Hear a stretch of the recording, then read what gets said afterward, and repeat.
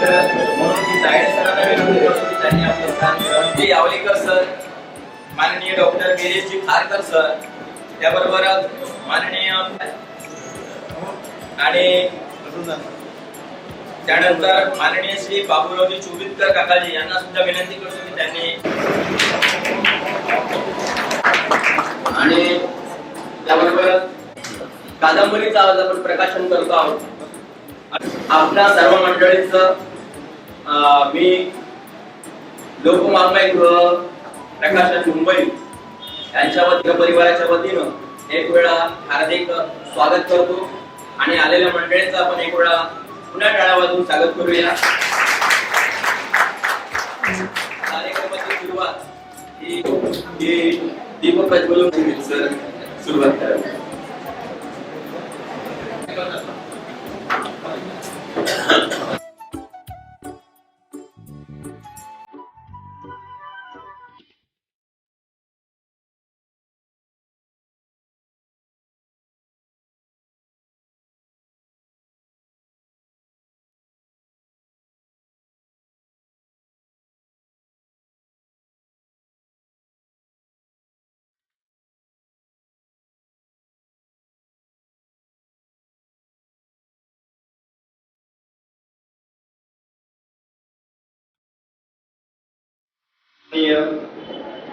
Doctor Manojji Tayde sir हे सर्वांचं प्रकाशन गृहाच्या वतीने स्वागत करू इच्छितात. मी त्यांना विनंती करतो की त्यांनी सर्व पाहुणे मंडळींचं पुष्पगुच्छ देऊन स्वागत करावं. सन्माननीय श्री तायडे सर.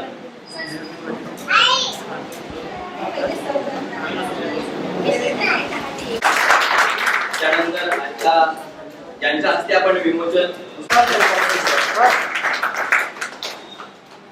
सन्माननीय श्री सुनीलजी यावलेकर, डॉक्टर गिरीशजी प्राध्यापक अमोलजी पाटील सर, माननीय बाबूरावजी चोबितकर काकाजी आणि प्राध्यापक लेखक म्हणून आपले मित्र सन्माननीय श्री प्रमोदजी चोबितकर.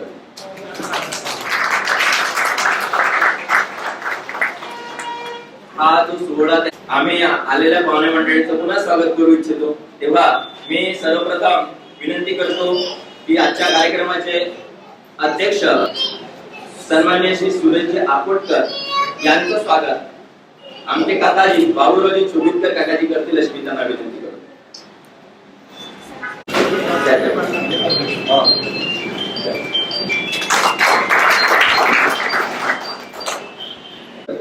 यांचं स्वागत सौ सूर्यकांताताई चोबितकर करतील. माननीय डॉक्टर सुरेशजी आकोटकर, माननीय श्री डॉक्टर मनोजजी तायडे सर यांचं स्वागत सतीशजी तराळ सर करतील. सन्मानित यानंतर मी विनंती करतो अशोकरावजी उघडे यांना की त्यांनी माननीय सुनीलजी यावलेकर सर यांचं स्वागत करावं.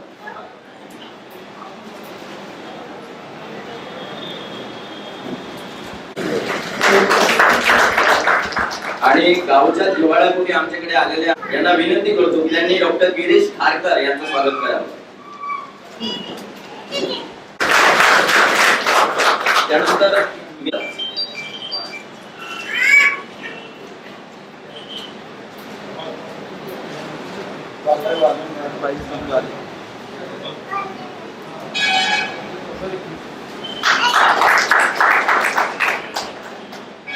बाबूरावजी चोबितकर यांचं स्वागत वासुदेवरावजी शेंद्रे काकाजी करतील अशी मी त्यांना विनंती करतो.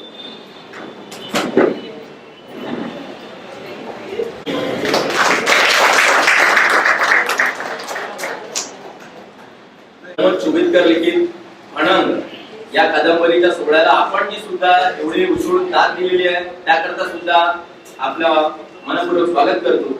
आणि या प्रकाशन सोहळ्याच्या निमित्तानं प्रकाशिकीय मनोगत व्यक्त करण्याकरता मी विनंती करतो लोकवाङ्मय गृह प्रकाशनचे प्रतिनिधी म्हणून सन्माननीय डॉक्टर मनोजजी तायडे सर यांनी आपलं मनोगत व्यक्त करावं. आनंद या कादंबरीच्या प्रकाशन समारंभाचे अध्यक्ष, ज्येष्ठ मित्र, लेखक, कथाकार, कवी श्री सुरेश ठाकूरकर यांच्या हस्ते या कादंबरीचं प्रकाशन होणार आहे. ते आमचे ज्येष्ठ. या कादंबरीवर भाष्य करणारे आहेत मित्र, कादंबरीकार, कवी सुरेश ठाकूरकर, चित्रकार, बोलाचकार, अष्टपैलू असं व्यक्तिमत्व आहे.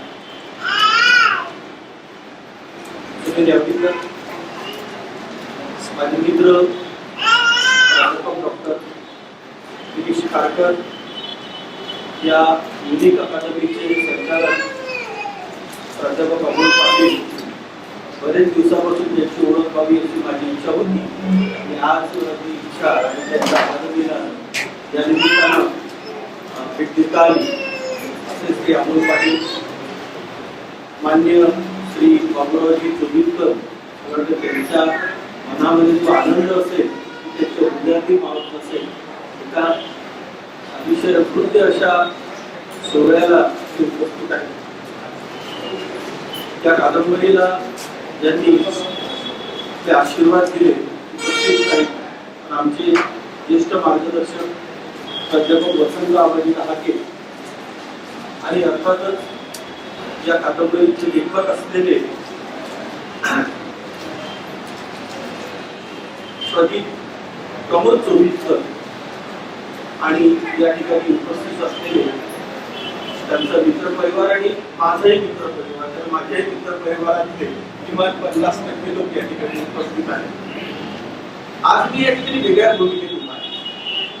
इतर वेळी असं पुस्तक प्रकाशनाचा समारंभ वगैरे असला तर त्यावेळेस मी या ठिकाणी त्या कादंबरीवर, त्या पुस्तकावर, त्या कविता संग्रहावर भाष्य करण्यासाठी उपस्थित असतो.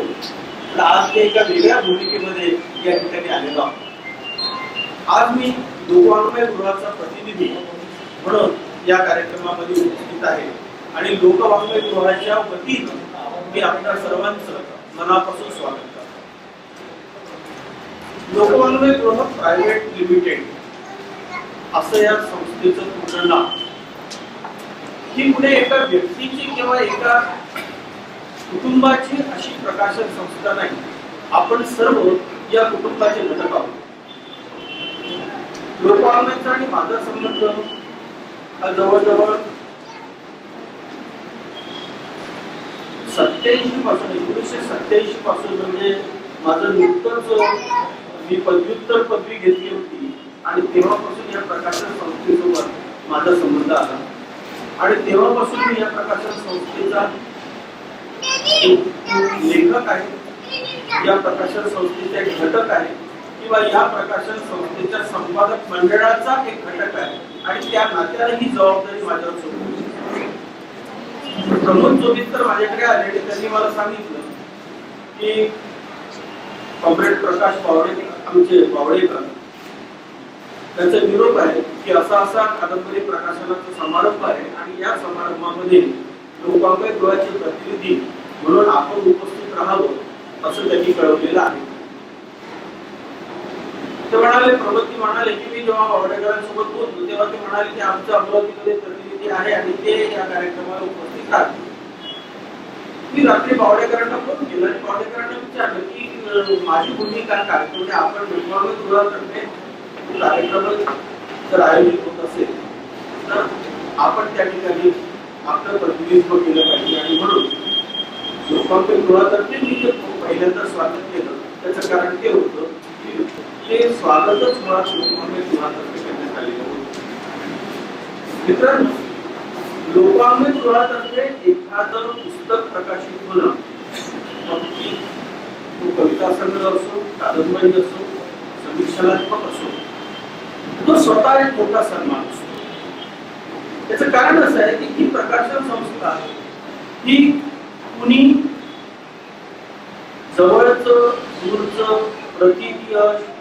प्रसिद्ध, मोठं नाव पाहून हे ही प्रकाशन संस्था कुणाचंही पुस्तक प्रकाशित करीत नाही. माझ्यापेक्षा जास्त अनुभव या प्रकाशन संस्थेचा हा गरुडकर मॅडम यांना. तुम्हाला आश्चर्य वाटेल, एक रीत आहे, पद्धत आहे. कुणाचंही पुस्तक, अगदी माझं स्वतःच असेल तरी पुस्तक या प्रकाशन संस्थेला पाठवल्याबरोबर तिथे कोणी एक व्यक्ती निर्णय घेत नाही. व्यक्ती निर्णय घेत नाही. मी जेव्हापासून या प्रकाशन संस्थेसोबत काम करतो तेव्हा मला आठवतं की मी जेव्हा 87 पासून नारायण सुर्वे हा सगळा व्यवहार सांभाळायचा. प्रकाशनाचा व्यवहार हा नारायण सुर्वे सांभाळायचा. बरीच वर्ष नारायण सुर्वेंनी सांभाळलं. पण नारायण सुर्वेनंतर काही वर्ष किंवा काही बरीच वर्ष हा प्रकाशन व्यवहार वेगवेगळ्या नामवंत व्यक्तींनी सांभाळलेला आहे, जे स्वतः अतिशय ताकदीचे कवी लेखक होते. त्या सर्वांनी हा व्यवहार सांभाळलेला. पण हा व्यवहार सांभाळत असताना, मैत्री असताना कोण्याही प्रकाशकाचं पुस्तक हे केवळ त्याचं नाव आहे म्हणून त्याचं पुस्तक स्वीकारलं आणि प्रकाशित केलं असं लोकांनी ग्वाही केलेलं नाही. तर आलेलं जे पुस्तक आहे ते त्या विषयाचं, कादंबरी असेल तर कादंबरीकारांकडे, कविता संग्रह असेल तर कवींकडे, समीक्षणात्मक असेल तर समीक्षकांकडे ते पुस्तक अभिप्रायासाठी पाठवलं जातं. आणि अभिप्रायासाठी ते पुस्तक पाठवल्यानंतर त्यामध्ये जर त्यांना काही समजा आढळलं किंवा इथे थोडंफार दुरुस्तीची गरज आहे, तेवढं ते कळवलं जात होतं आणि सूचित केलं जात होतं की थोडी दुरुस्ती या ठिकाणी हवी आहे. पण नाव मात्र सांगितलं जात होतं की हे पुस्तक कुणाकडे पाठवलेलं आहे आणि कुणी ही दुरुस्ती सुचवलेली आहे. किंबहुना अनेकदा संपूर्ण पुस्तक नाकारण्याचं धैर्य ते लोकांनी दाखवलेलं आहे. आणि तुम्हाला आश्चर्य वाटेल, कवी कुलकर्णी यांचं हिमवंतीची सरोवरे हे पुस्तक लोकांगण नाकारलं. लोकांगण ते पुस्तक प्रकाशित केलं नाही. कवींना प्रचंड राग आला. एवढं मोठं नाव असताना आपलं पुस्तक नाकारलं जातं. काही गोष्टी स्पष्ट सांगायला काही हरकत नसतात. यशवंत कोणारांचे पुस्तक लोकांगण नाकारलं, कारण ते प्रिंटेड 1.5 पानाचे लेख होते. प्रिंटेड 1.5 पानामध्ये एक लेख बसत होता आणि त्याला समीक्षणात्मक पुस्तक म्हणून दर्जा लोकांनी देण्याचं नाकारलं. काही वेळेस भांडण झालं. लेखक काही वेळ अंगावर सुद्धा आहे. तेही प्रसंग मी पाहिलेले आहे, ते प्रसंग मी अनुभवलेले आहेत. दिवंगत बाळ कल्याणकर यांची कंदील नावाची कादंबरी ही लोकवाङ्मय गृहाकडे प्रकाशनासाठी आली आणि लोकवाङ्मय गृहाने ती नाकारली. त्यावेळेस बाहा कल्याणकरांनी काय फळफळाट केला होता हा मी माझ्या डोळ्याने अनुभवलेला आहे. लोकवाङ्मय गृह कोणतंही पुस्तक हे लेखकाचं नाव, त्याचं पद, त्याचा चेहरा, त्याचं स्थान पाहून प्रकाशित करत नाही. ते किती सकस आहे यावरच लोकवाङ्मय गृहाची निर्मिती अवलंबून असते. आणि मला प्रमोद चोवीकर यांचं अभिनंदन करावं लागेल की त्यांनी ही कादंबरी, ते परवा मला म्हणाले की त्यांच्या नागपूरच्या एका मित्राने त्यांना सूचित केलं की ही कादंबरी लोकवाङ्मय गृहाकडे पाठव. कुठल्याही प्रकारे त्या ठिकाणी काही सांगावं लागत नाही. जर ती दर्जेदार वाटली तर लोकवाङ्मय गृह प्रकाशित करतो. या ठिकाणी एकही पैसा खर्च करावा लागत नाही. हे लोकवाङ्मय गृहाचं आणखी वैशिष्ट्य मी तुम्हाला सांगतो. त्या व्यवसायातच मी असल्यामुळं आपले पुस्तकं प्रकाशित करण्यासाठी लोक काय धडपड करतात, किती प्रचंड पैसा खर्ची घालतात स्वतः जवळचा, आणि काय काय सोहळे करून पुस्तकं प्रकाशित करून घेतात यापासून मी काही फारसा दूर नाही. प्रत्येक गोष्ट ही आपल्याला माहित असते. पण जेव्हा असं एखादं पुस्तक कुणीही शिफारस न करता ते लोकवाङ्मयाला जातं, लोकवाङ्मय ज्यांच्याकडून ते पुस्तक तपासून घ्यायचं आहे त्यांच्याकडून ते पुस्तक तपासून घेतं आणि त्यानंतर लोकवाङ्मय ते प्रकाशित करतं. यामध्ये लेखकाचं संपूर्ण श्रेय दडलेलं आहे असं मला मनापासून वाटतं. या बाबतीमध्ये आपल्याला प्रमोद चोवीसकरांचं अभिनंदन करावं लागेल. की तेवढं दर्जेदार आहे, सकस आहे. मी कादंबरीवर भाष्य करणार नाही आज, कारण त्याच्यासाठी सुनील यावलीकर आणि गिरीश खारकर हे दोन तज्ञ या ठिकाणी आपण बोलवलेले आहेत. मी सूचकपणे सांगतो की या कादंबरीमध्ये जी ताकद होती ती अत्यंत सूचक शब्दात प्राध्यापक वसंत आबाजी डहाके यांनी ब्लरवर मांडलेली आहे. ती ताकद या कादंबरीमध्ये होती, म्हणून लोकवाङ्मय गृहाने ही कादंबरी प्रकाशित केलेली आहे. लोकवाङ्मय गृहाचा प्रतिनिधी या नात्यानं मी या ठिकाणी सांगू इच्छितो की जितकं सकस येईल तेवढं प्रकाशित करायला लोकवाङ्मय गृह हे स्वतःची बांधिलकी अजूनही जपून आहे. म्हणून मी पुन्हा एकदा प्रमोद चोवीसकर यांचं मनापासून अभिनंदन करतो. लोकवाङ्मय गृहाच्या वतीनं आपल्या सर्वांना धन्यवाद देतो. जे काय मेहनत घ्यावी एखाद्या पुस्तकावर.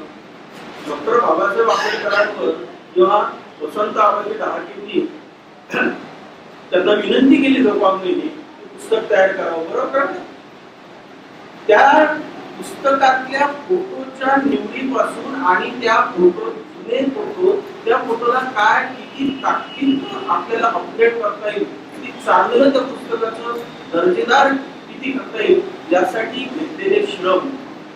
आमचे काही कलाकार दिवंगत झाले. विठोबा पांचाळचं या ठिकाणी मला स्मरण होतं. हा आंतरराष्ट्रीय दर्जाचा छायाचित्रकार, शिल्पकार, आणि त्याचं वैशिष्ट्य होतं विठोबाचं आपल्या की विठोबा फ्लॅश लाईट लावून कधीही फोटो काढत नव्हता. सनलाईट मध्ये फोटो काढणं, सनलाईट मध्ये. माझ्या कुटुंबाचं सनलाईट मध्ये काढलेलं त्यांनी एकत्र छायाचित्र माझ्याकडे अजूनही लावलेलं आहे. जेव्हा नजर जाते तेव्हा विठोबाची आठवण येते. तर काय काढा, फक्त सनलाईटचा उपयोग करून एका खोलीमध्ये अप्रतिम इतके आंतरराष्ट्रीय दर्जाचे शिल्पकार, चित्रकार, छायाचित्रकार लोकवाङ्मय गृहाने आपल्या या गटामध्ये, या समूहामध्ये जोपासलेले आहेत. त्या समूहामध्ये प्रमोद चोवीसकर यांचं आगमन झालेलं आहे. मी त्यांचं मनापासून स्वागत करतो आणि थांबतो. धन्यवाद. धन्यवाद दायडे सर. खरंच लोकवाङ्मय तर्फे एखादा ग्रंथ प्रकाशित होणं हाच फार मोठा पुरस्कार आहे आणि आमच्या मित्राला तो मिळाला आहे यात आम्हाला खूप मोठा आनंद आहे. परंतु ही कादंबरी ज्यांनी लिहिली आहे असे आमचे मित्र प्रमोद चोवीसकर यांचं सुद्धा या कादंबरीबद्दल त्यांचं स्वतःचं मनोगत काय आहे हे आपल्याला जाणून घ्यायचं आहे. तेव्हा मी विनंती करतो प्रमोद चोवीसकर यांना की त्यांनी आपलं मनोगत या कादंबरीवरचं भाष्य आमच्या समोर सादर करावं. आणि निश्चितच वेळेचं भान आपल्याला, कारण वक्ते भरपूर असल्यामुळे आपल्याला कमी वेळामध्ये ते आटवायचं आहे. विनंती करतो प्रमोद चोवीसकर यांना की त्यांनी आपलं भाष्य करावं.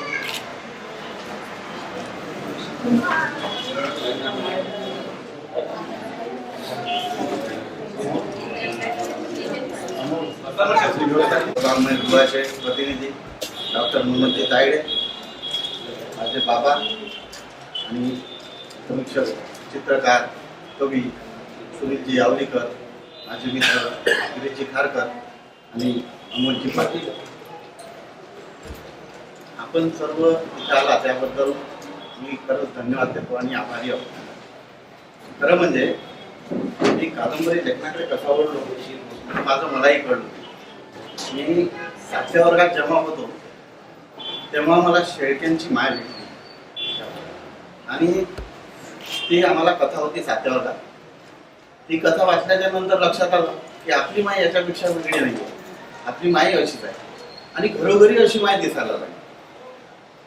त्यात वापरलेली भाषा, त्या कादंबरी कथेचं जे सगळा भाग सांभाळलेला होता कथाच्या पद्धतीने, तो पण मी अनुभवतच होतो आजूबाजूला अनुभवताना त्या माझ्या आजूबाजूला किंवा खेड्यात जे पात्र येत होते ते पात्र असे सहजपणा जे या पुस्तकातच आपले ते चित्रित झालेले आहे. तिथला निसर्ग, तिथलं हे असं सगळ्यांना माझ्या मनात भर केलं. ते असं करता करता मी बराच म्हणजे समोर गेलो पण लिहू नाही शकतो. नंतर मी कवितेकडे वळतो.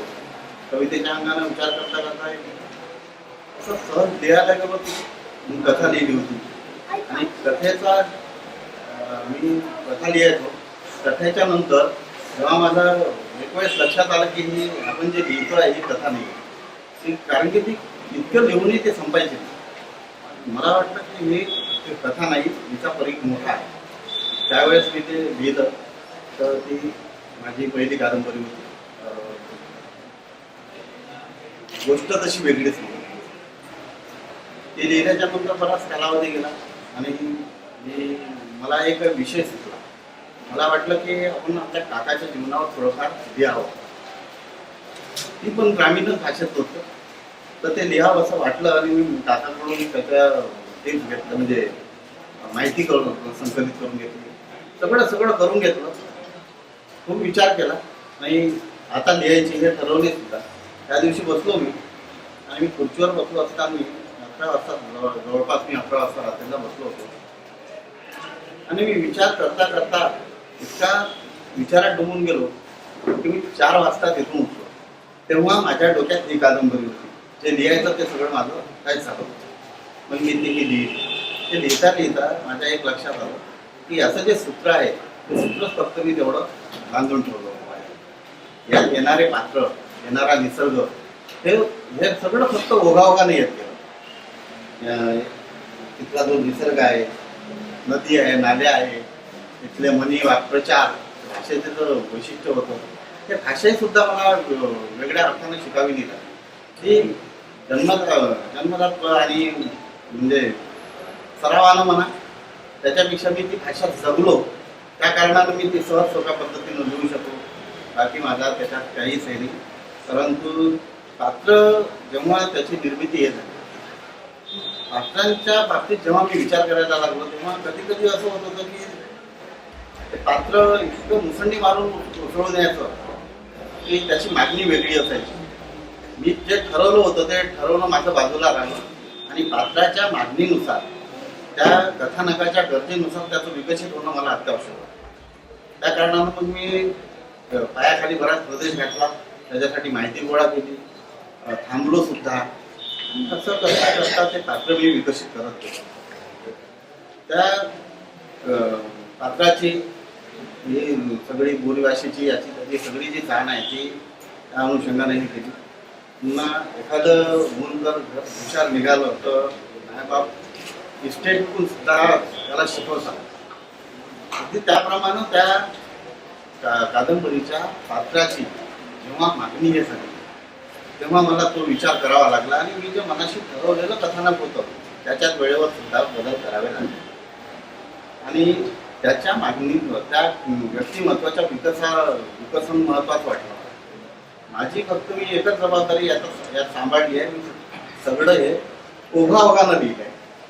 फक्त माझी एकच जबाबदारी मी हे केली की हे लिहिताना या कादंबरीचं पात्र भोपळ्यासारखं होऊ नये. ते सहज आणि आपल्या 4 माणसासारखं सहज म्हणजे प्रत्येकाला आपलंच वाटावं अशा पद्धतीनं ते विकसित केलं आहे. ते मी कादंबरीचं पूर्ण हे झाल्याच्या नंतर मी मॅडमला वाचायला दिली होती. त्यांनी वाचली, सरांनी पण वाचली. त्यांनी मला त्याच्यात असलेलं सामर्थ्यबळ ते सांगितलं आणि त्या कारणामुळे माझ्या पाठीवरची थाप पडली. मला ती खूप बहुमोलाची वाटली. त्यानंतर मी बरंच ते डेव्हलप करत गेलो आणि अशा रीतीनं आज आपल्यासमोर कादंबरी आली.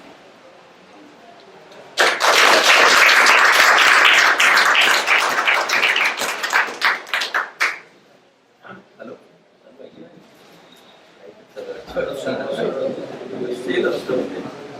धन्यवाद प्रमोद. खरं म्हणजे कादंबरीचा जन्म कसा झाला त्याची कहाणी आपल्या समोर प्रमोद भाऊंनी सांगितलेली आहे आणि कधी कधी लेखकाला पात्र फरफटत त्याच्यासोबत घेऊन जातात. त्याचं एक उत्तम असं उदाहरण अनंग ही कादंबरी आहे. आता ज्या मुख्य उद्देशाकरता आपण इथं जमलो आहोत तो म्हणजे प्रकाशन सोहळा. तेव्हा मी विनंती करतो आजच्या या भणंग या कादंबरीच्या प्रकाशनाकरता माननीय डॉक्टर प्रभाताई गणोरकर यांना आणि त्याबरोबरच इतर सर्व मान्यवरांना विनंती करतो की त्यांनी या पुस्तकाचं या प्रकाशन करावं.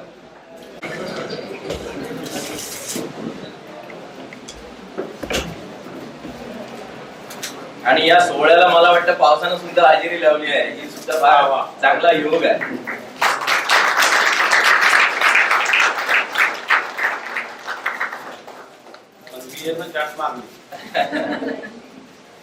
पण पावसाची खूप आवश्यकता होती, ती पूर्ण झाली.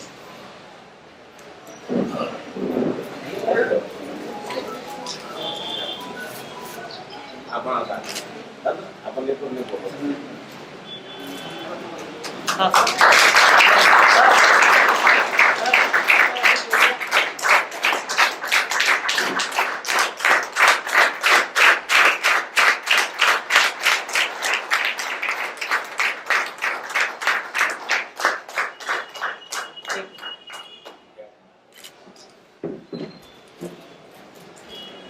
धन्यवाद.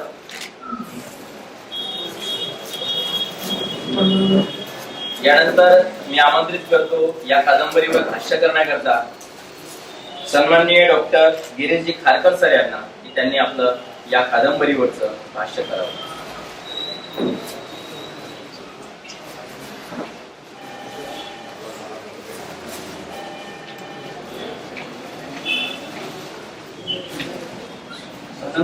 या कादंबरीच्या प्रकाशन समारंभाला जमलेले सर्व मान्यवर, आजच्या या प्रकाशन सोहळ्याचे अध्यक्ष आमचे सन्मित्र आदरणीय श्री दिनेश आकोटकर सर, ज्येष्ठ लेखक अभ्यासक,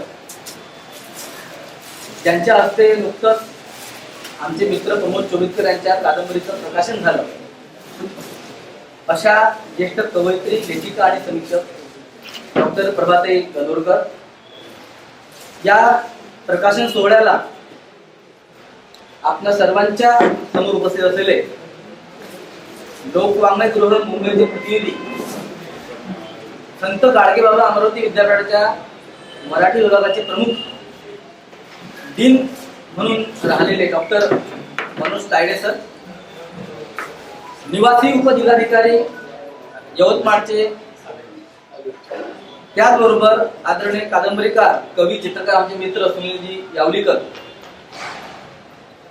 युनिक अकॅडमीचे संचालक प्राध्यापक अमोल पाटील सर, सर्वात महत्वाचं व्यक्तिमत्व ज्यांच्या प्रेरणेनं मुलगा लिहायला लागतो असे बाबा बाबूरावजी चोबितकर काका, रिक्षामध्ये उपस्थित असलेले सर्व गणमान्य व्यक्ती आणि लेखक, कवी, गझलकार आणि त्याही पेक्षा मोठं म्हणजे चांगला माणूस म्हणून असलेले प्रमोद चोबितकर यांचा मित्र परिवार, आप्तस्वकीय आणि माझ्या मित्रांनो, चोबितकरांची कादंबरी ज्यावेळेस निर्माण होत होती त्या निर्मिती प्रक्रियेपासून तर प्रकाशनाच्या शेवटच्या टप्प्यापर्यंत मी त्याच्यासोबत होतो. जेव्हा त्यांनी त्यांची कादंबरी लिहून पूर्ण केली, सुरुवातीला काही प्रकरणं ज्यावेळेस लिहिली त्यावेळेस ती प्रकरण मी वाचली. गावाचं संपूर्ण वर्णन सुरुवातीच्या प्रकरणामध्ये होतं आणि ते वर्णन करत करत मग कथानकाकडे त्यांची कादंबरी वळलेली होती. त्यामधील पात्र, त्यामधील घटना, त्यामधील प्रसंग आणि त्यांना स्वतःला आलेला अनुभव, त्यांच्या गावाच्या अवतीभोवतीच्या काही घटना, त्या सगळ्या त्यांनी त्यांच्या पात्रामध्ये उतरवल्या होत्या कथानकाच्या माध्यमातून. हे सगळं करत असताना बरेच बदल त्यांना करावे लागले. काय असतं की लेखक हा आत्मकेंद्रीय असतो. स्वतःचं लिखाण प्रकाशित होत कोणाला दाखवतच नाही, बस माझं माझ्यापुरतं आहे, जेव्हा छापेल त्यावेळेस लोकांसमोर येईल या उद्देशाने अनेक लेखक लिहितात. परंतु चोबितकर याला अपवाद राहिले. त्यांनी लिहिलेलं सगळं आपलं सुरुवातीचं जे बाण होतं ते अनेक लेखकांना वाचायला दिलं, आपल्या मित्रांना वाचायला दिलं.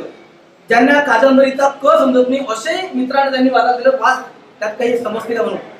त्या सगळे ते वाचलं आणि ते वाचल्यानंतर त्यामध्ये असलेले जे काही उणिवा आहे ज्या जाणवल्या, सर्वसामान्य वाचक सुद्धा चांगल्या समीक्षकापेक्षा मोठा असू शकतो याची जाणीव त्यांना त्यावेळेस झाली आणि मग त्यांनी सुचवलेल्याप्रमाणे ती कादंबरी अशी घडत गेली. कादंबरी पूर्ण लिहून झाल्यानंतर तर मी सुद्धा एक प्रकाशक म्हणून आहे, कवी लेखक असलो तरी, आणि सुमारे 200 पुस्तकं मी प्रकाशनानंतर काढली. ती माझ्याकडे आले 5 वर्षाची गोष्ट आहे. गिरीधू आपण तुमच्याच प्रकाशनात कादंबरी काढू. मी म्हटलं नाही, माझं प्रकाशन हे एका जिल्ह्यात असलेलं एक छोटंसं प्रकाशन आहे, वितरण व्यवस्था माझ्याकडे नाही. तुमच्यासारखी इतकी सुंदर कादंबरी तयार झालेली आहे, ही कादंबरी पुण्या मुंबईच्या प्रकाशकाकडून येऊ द्या, तेव्हा ती गाजेल, ती लोकांपर्यंत खऱ्या अर्थाने पोहोचेल. आर्थिक जो काही मिळकत आहे ती माझी मिळून दे, त्या मिळकतीच्या आधारावर तुमच्यासारखा लेखक हा कोमेजू नये, हा मागे राहू नये. आणि या उद्देशाने त्यांना मी सतत त्यावेळेस प्रोत्साहन दिलं पाठवण्याचं. त्यांनी पाठवलंय, नाव घेत नाही प्रकाशकांचे, पण काही प्रकाशकांनी स्वीकारल्यानंतर नाकारली आणि तो एक वाईट अनुभव त्यांना सलत राहिला. आणि मग आमचे मित्र गणेश भाकरे नागपूरचे, त्यांनी त्यांना सुचवलं की ही कादंबरी तू लोकवाङ्मयाला पाठव. आणि त्यानुसार त्यांनी ती लोकवाङ्मय गृहाला कादंबरी पाठवली. आणि आश्चर्य काय, 3 महिन्यात त्यांचा निकाल आला. 3च महिन्यानंतर त्यांनी कळवलं की तुमची कादंबरी आम्ही स्वीकारली आहे, काही बदलांशी तुम्ही स्वीकारलेली आहे. मग हा बदल कसा करावा यासाठी आदरणीय सुनीलजी यावलीकर आणि असे अनेक आहेत, त्यांना त्यांनी चर्चा केली. त्या चर्चेच्या माध्यमातून ही कादंबरी आज आपल्याकडे आलेली आहे. एका कादंबरीच्या निर्मितीसाठी, ती प्रकाशनापर्यंत येण्यासाठी लेखकाला किती खस्ता खावे लागतात त्याचं एक उदाहरण म्हणजे प्रमोद चुडीकर आहे. अत्यंत मितभाषी असं व्यक्तिमत्व, कुणाचंही सहजासहजी मन न दुखणारं व्यक्तिमत्व, सगळं ऐकून घ्यायचं आणि चूप राहायचं, आपल्या मनातली खंत सुद्धा बोलून दाखवायची नाही, असं एक मितभाषी व्यक्तिमत्व म्हणून चुडीकर आमच्या मित्रपरिवारामध्ये परिचित आहेत. एक चांगला माणूस म्हणून सुद्धा आहेत. कादंबरी लिखाण करत असताना अवतीभोवती सगळं चित्रण त्यांनी कादंबरीमध्ये केलेलं आहे. त्यांचा परिसर म्हणजे माठोळा, वरुड, गरुड आणि हा जो पांडुर्णा वगैरे हा साईड जो आहे, या त्या प्रदेशातली, त्या परिसरातली भाषा, आत्त नावाचा एक शब्द आहे. आत्ता आपण इकडे बोलत नाही, आपण आत्ता म्हणतो, पण आत्त हा शब्द तिकडचा आहे. असे अनेक शब्द, ज्या शब्दामुळे त्या कादंबरीच्या बोली भाषेमध्ये, त्या संवादामध्ये, घटनेमध्ये, प्रसंगामध्ये एक जिवंतपणा आलेला आहे. ते प्रसंग रेखाटताना मला अनेक मोठ्या कादंबऱ्यांची आठवण झाली, पण त्या कादंबऱ्यांची मी तुलना करत नाही. हक कादंबरी अशाच प्रकारची, उद्धव शेळकेंची, माझी 40 भावंड भाऊसाहेब मांडवकरांची अशाच प्रकारची संवादात्मक असलेली, परंतु त्या अनंग कादंबरीमध्ये असलेलं चित्र मात्र अत्यंत वेगळं आहे. या दोन्ही कादंबऱ्या, तिन्ही कादंबऱ्या, ज्या काही कादंबऱ्या आपण वाचलेल्या ग्रामीण आणि 12 मास पर्यंतच्या सगळ्या, त्या सगळ्याच्या वेगळं चित्रण, एक वेगळा प्रादेशिक समूह, एक प्रादेशिक मानसिकता घटना आणि प्रसंगामधून चुडीकरांनी मांडलेली आहे. थोडक्या शब्दामध्ये मी त्यावर प्रकाश टाकतो आहे, कारण की अत्यंत मान्यवर या ठिकाणी बोलणार आहेत. त्यामुळे थोडक्यात मी सांगतोय की अमरावतीला एक कादंबरीकारांची फार मोठी परंपरा आहे. म्हणजे 1855च्या दरम्यान पासून कादंबऱ्या लिहिल्या गेल्या आणि मग पुढे पासम गडकरी वगैरे, वृंदा आणि कवितेचं हृदय वगैरे त्यांची कादंबरी 1936 ला आली. त्यानंतर श्रीविवेक केतकर, गोंडवनातील प्रेमवंदा, अमरावतीच्या कादंबरीकारांबद्दल थोडक्यात मी टाकतो. पु. देशपांडे, विश्राम बेळकर, उद्धव शेळके यांची धग, मनोहर तगार यांची माणूस, मधुकर यांची मोती ज्याच्या पोटी, डॉक्टर भाऊ मांडवकर यांची माझी 40 भावंड, डॉक्टर सुभाष सावरकर यांची आत्मा, प्राध्यापक शोभनाथ पराके यांची अबोली, रमेश अंधारे सरांची पागोडा आणि सुनील यावलीकर सरांची उद्ध्वस्त वर्तमान, राज यावलीकर यांची संकल्प आणि डॉक्टर श्रीराम अत्तरदे हे प्राध्यापक होते विदर्भ महाविद्यालयामध्ये, तर त्यांची सावलीच्या उन्हात ही कादंबरी 1946 मध्ये आहे. अशा अनेक कादंबऱ्या अमरावतीकरांनी लिहिलेल्या आहेत. आणि त्यानंतर विदर्भाचा जर आपण विचार केला तर बरेच कादंबरीकार त्यानंतर आले. तर या सर्व कादंबरीमध्ये आज आपल्याला भनंगचा विचार करायचा आहे. याबद्दल महत्वाचं पात्र द्वारका, तिचा नवरा शिवराम, केरबा, उशापा आणि महत्वाचं आहे म्हटलं तर नायक, म्हटलं तर खलनायक सुभानराव पाटील. शिरप्याचा जिच्यावर प्रेम असते ती उर्मी, शिरप्याचा कसा श्रीकांत होतो, राजकारणात सुद्धा कसा प्रकारे त्याचा दबदबा होतो, हे सगळं वर्णन त्यांनी अत्यंत प्रभावीपणे केलं आहे. सुरुवात आपण जेव्हा पाहतो त्यावेळेस ती संघर्ष ग्रामीण भागामध्ये लहान लहान गोष्टीसाठी तुम्हाला जगण्यासाठी किती संघर्ष करावे लागतात, त्या सर्वांचं चित्रण सुरुवातीच्या काळामध्ये दिलेलं आहे. कादंबरीच्या सुरुवातीच्या प्रकरणामध्ये म्हणजे साहेबू काका नावाचं एक पात्र मला खूप आवडलं. तो साहेबू काका अधूनमधून येतो, डोकावतो आणि लहान मुलांची खोड काढतो आणि त्याला चिडली सांगतो. हे सगळं प्रकरण अत्यंत सुंदरपणे व्यक्त होताना मला सुद्धा माझ्या अवतीभोवती असलेल्या माझ्या नातेवाईकांच्या अनेक प्रकारची चिडली लोक असतात, त्या लोकांची आठवण झाली. असे अनेक प्रकारचे पात्र, अनेक प्रसंग या कादंबरीमध्ये तुम्हाला दिसत आहे. एका वेड्या सावित्रीची कहाणी सुंदरपणे यात रेखाटली. ती सावित्री वेडी होती. तिच्या वेड्या होण्यामागचं सुद्धा कारण तिला गावातून तिचा होणारा मानसिक आणि शारीरिक छळ, त्यातून तिला होणारं मूल, असं सगळं एकंदरीत अस्वस्थ करणारं चित्रण त्यांनी अशा पात्रांच्या माध्यमातून त्या या कादंबरीमध्ये रेखाटलेलं आहे. कादंबरीचं कथानक मी सांगणार नाही, तर तुम्ही कादंबरी वाचणारच नाही, कारण कादंबरीचं कथानक अत्यंत गूढ आहे. शेवटी तो उलगडत जातो आणि मग शेवटी उलगडल्यानंतर वाचकाचे डोळे तरारतात आणि तो त्या प्रसंगाकडे पाहतो की असे होऊ शकते काय. अशा अनेक प्रकारच्या घटना समाजात घडतात, परंतु ती घटना सुद्धा या माध्यमातून त्यांनी रेखाटलेली आहे. ती कथा मी तुम्हाला मुद्दाम सांगत नाही, त्यातले फक्त सामान्य स्थळ सांगतो आहे. नागपूरमधील मेडिकल कॉलेजमध्ये असलेला प्रसंग, तुमच्या आमच्या सामान्य माणसांना आलेलं शासकीय रुग्णालयाचा अनुभव अत्यंत जिवंतपणे त्यांनी त्या कादंबरीमध्ये रेखाटलेला आहे. शिवरामला वाचवण्यासाठी द्वारकाचे शेवटपर्यंत प्रयत्न होतात, चालतात. तो विहिरीमध्ये पडतो, त्याला अँगल लागतो, त्याच्या छातीमध्ये रक्ताचे गाठी तयार होतात, त्याचे ऑपरेशन होतात 2. आणि त्यावेळेस तिची सुरू असलेली धडपड, जरी मला धग मधल्या कौतिक सारखी ती वाटत असली तरी ती कौतिक मात्र वेगळी आहे आणि यातली द्वारका मात्र वेगळी आहे. आणि ती तिच्या जीवाच्या आकांताने तिला जितकं जमेल तितकं ती प्रयत्न करते आणि शिवरामला वाचवायला प्रयत्न करते, परंतु शिवराम वाचत नाही. या ठिकाणी शिवराम आत्महत्या करताना जेव्हा दिसतो आपल्याला, फाशी घेतो, हतबल होतो पीक न आल्यामुळे. आणि एकंदरीत ग्रामीण जीवन जे आहे ते कशा प्रकारे आहे, कशा प्रकारे आत्महत्यात प्रवृत्त करणारी परिस्थिती या ठिकाणी आहे, हे सगळं त्यांनी त्यात मांडलेलं आहे. हे म्हणत असताना मात्र इथे पुरुष आत्महत्या करतो, स्त्री आत्महत्या करतो. स्त्री शोषित आहे, ती सहन करते आहे, ती आलेल्या प्रत्येक प्रसंगाचा सामना करते आहे. आणि जर तुम्ही गेल्या 50 वर्षाचा आढावा काढला तर आत्महत्या करणाऱ्या शेतकऱ्यांच्या यादीमध्ये स्त्री तुम्हाला दिसणार नाही. आणि ती सुद्धा सामर्थ्यापणे द्वारकाच्या रूपात या ठिकाणी चिमुकली चितारलेली आहे. अनेक वराडी बोली, त्यामधील बरेच वाक्य, बऱ्याच म्हणी, वाक्प्रचार आणि ओघानेच आलेले सगळे प्रसंग आपल्याला अचंबित करून सोडतात की हा लेखक आपल्या लेखनाशी किती तादात्म्य पावलेला आहे, किती एकरूप झालेला आहे. आणि इतक्या एकरूपपणे हा आपली मांडणी करतो आहे. आणि त्यावेळेस खऱ्या अर्थानं या लेखकाचं सामर्थ्य, त्याची उंची, त्याच्या लेखनामध्ये ताकद आपल्याला दिसते. हा आपल्याचाच माणूस, आपल्यात उठणारा बसणारा, तुले मले म्हणणारा आणि आपल्या गोष्टी सांगणारा, पण हा इतक्या सामर्थ्याच्या पातळीवर कसा पोहोचला हे तुम्हाला जर जाणायचं असेल तर तुम्ही खऱ्या अर्थानं ती कादंबरी विकत घ्या, उधार घ्या मित्राकडून, ती वाचा आणि तुम्हाला त्यात समजेल की लोकवाङ्मयाने ही कादंबरी स्वीकारणे याचं काय यश आहे. हे सरांनी सांगितलं त्यावेळेस सरांनी, परंतु लोकवाङ्मयाने ती कादंबरी का स्वीकारावी याचं जर तुम्हाला उत्तर पाहिजे असेल ती तुम्हाला कादंबरी वाचायला लागेल. इतकी सुंदर ही कादंबरी या ठिकाणी चितारलेली आहे.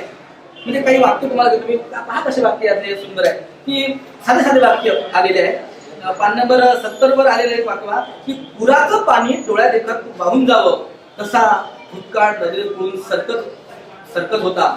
नजरे पळून सरकणाऱ्या भूतकाळाकडे पाहत पाहत ती तिच्याही नकळत त्यात उतरून गेली. आठवणींच्या शेवाळल्या किनाऱ्यावरून बसू लागली. सुंदर वाक्य, असं एक सौंदर्य त्या वाक्यामध्ये त्यांनी आणलेलं आहे, लालित्य आणलेलं आहे. बिळात पाणी घुसल्यावर बिळातून उंदराची पिळावळ एक एक करून बाहेर पडावी तसं तिच्या डोळ्यातून, तसं तिच्या डोक्यात नाही ते येत गेलं. आपल्या परिसरातील, आपल्या कुटुंबातील, आपल्या आजूबाजूच्या सगळ्या प्रतिभा वस्तून त्या प्रतिमांच्या माध्यमातून नवीन काही संकल्पना त्यांनी आपल्या कादंबरीत मांडलेल्या आहे. नांगराच्या फाळाखाली फुटलेल्या वारुळातून मुंग्यांनी सैरावैरा वाट मिळेल तिकडे पडावे, तसे तिच्या मनात असंख्य विचार दळत होते. म्हणजे मृत्युंजय कादंबरी मला वाचताना ज्या प्रकारे अत्यंत सुंदर अशा वाक्य मला वाहीत लिहावेसे वाटले, असे हजारो वाक्य, हजारो घटना, हजारो प्रसंग आपल्याला टिपून घ्यावाशा वाटतील असं या कादंबरीमध्ये आमचे मित्र आणि म्हणून या कादंबरीत मधले बरेच काही प्रसंग मी आणि बरेच त्यामधले वाक्य, त्यामधले सौंदर्य स्थळ मी टिपलेले आहेत. माझ्यानंतर 2 वक्त्यांना बोलायचं आहे. त्यामुळे आयोजकांनी सांगितल्याप्रमाणे तुम्ही आवडतं घ्यायला पाहिजे, म्हणून मी ते आवडतं घेतो. कथानक सांगत यासाठी नाही, कारण की तुम्ही त्यामध्ये प्रत्यक्षपणे जेव्हा तुम्ही शिरप्याचा, श्रीपत शिवराम इंगळे त्याचं नाव, शिरप्याचा श्रीकांत होण्यापर्यंत जो प्रसंग आहे, तुमच्या आमच्या सगळा प्रसंग MSc मध्ये विद्यापीठामध्ये सेकंड मेरिट आलेला विद्यार्थी, त्यांना नोकरीसाठी करावी लागली तडजोड, त्या सगळ्या या आजच्या वातावरणात सगळं हे त्यात असलेलं राजकारणामुळे त्याला नोकरीपासून दूर ठेवण्यात कसं आलं याचं एक चित्रण, त्याचबरोबर कुटुंबामध्ये त्याची होत असलेली घालमेल, उर्मीसोबतचं त्याचं प्रेम प्रकरण, त्या प्रेम प्रकरणाच्या मागे असलेली एक गूढ कहाणी, आणि त्या गूढ कहाणीच्या माध्यमातून त्या लेखकाला, त्या नायकाला सोसावं लागलेलं भनंगता, ही भनंगता पूर्ण जीवनभर कशी करून उरते आणि त्या भनंगतेपायी त्याचा अंत सुद्धा कसा शोकांत होतो, याचं अत्यंत सुंदर वर्णन, सुंदर चित्रण आमचे मित्र प्रमोद चुबितकर यांनी आपल्या कादंबरीमध्ये केलेलं आहे. एक चांगले लेखक, कवी, गझलकार, नवीन प्रयोग करू इच्छिणारे असे लेखक हे आहेत. त्यांची दुसरी कादंबरी सुद्धा 1-2 वर्षातच तुमच्या समोर येणार आहे.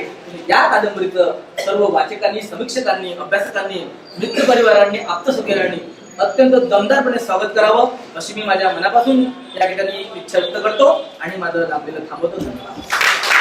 अतिशय थोडक्यात पण सर्व कादंबरीचा आढावा घेणारं असं भाष्य गिरीश भाऊंनी आपल्या समोर केलेलं आहे.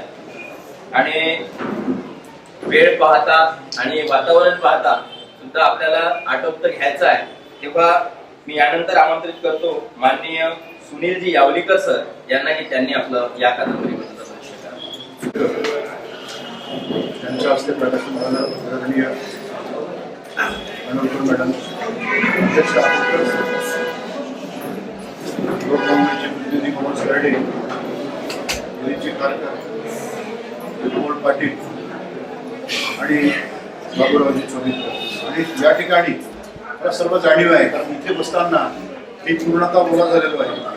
तुमची अवस्था काय असेल त्याची पूर्ण नम्र जाणीव मला आहे.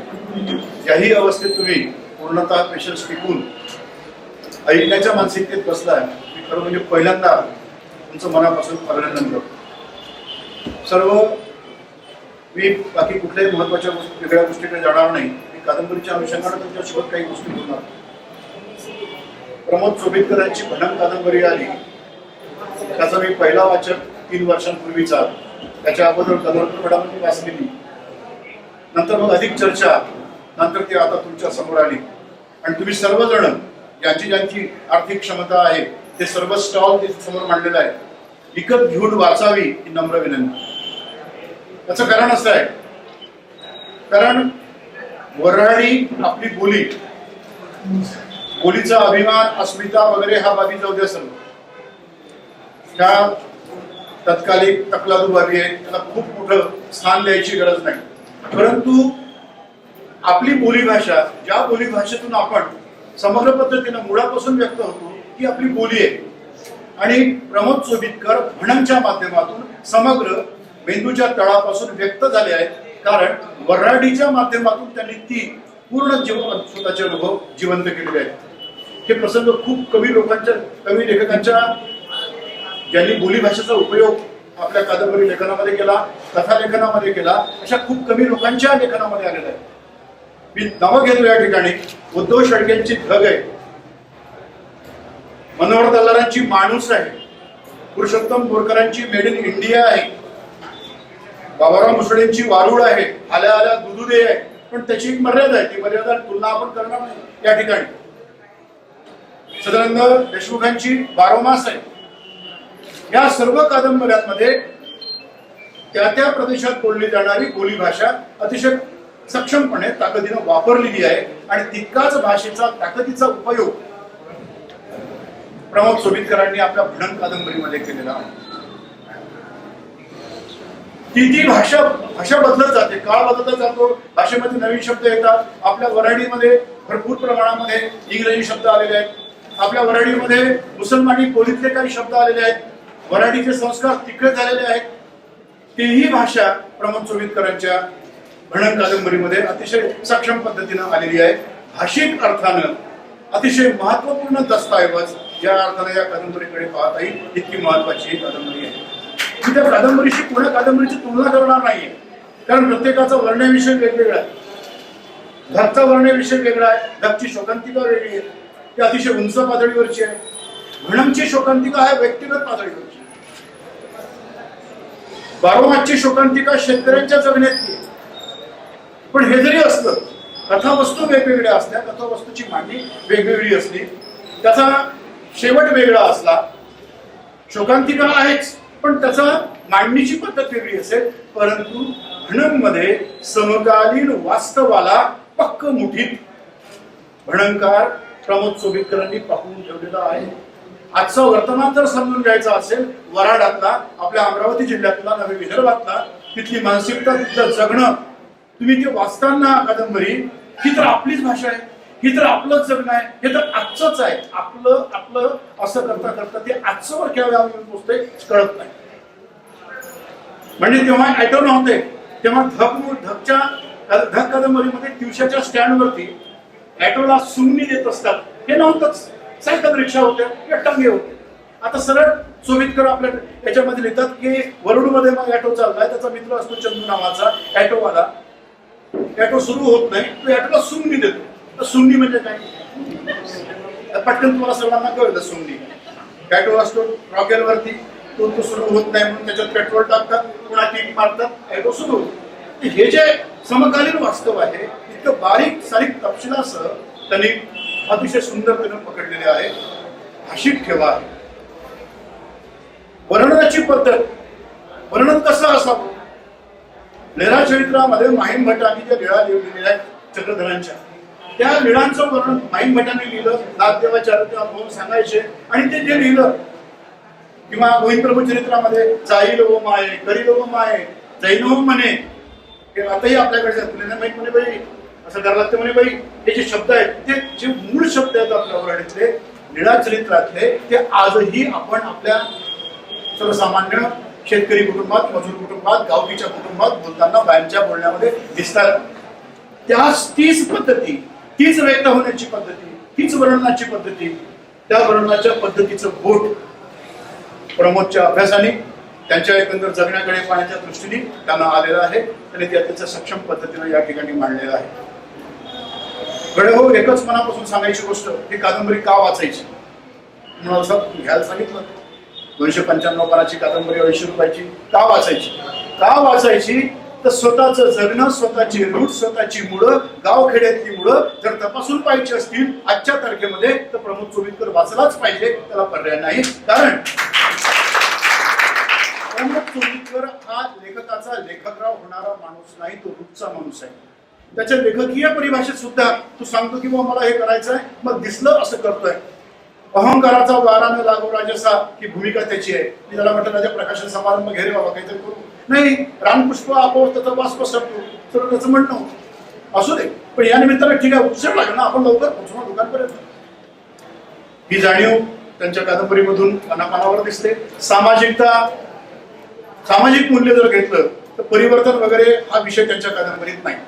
त्यामुळं परिवर्तनाचं साहित्य वगैरे या अपेक्षेनं जर त्यांच्या कादंबरीकडे कोणी पाहत असेल तर सॉरी, तसं पाहू नका.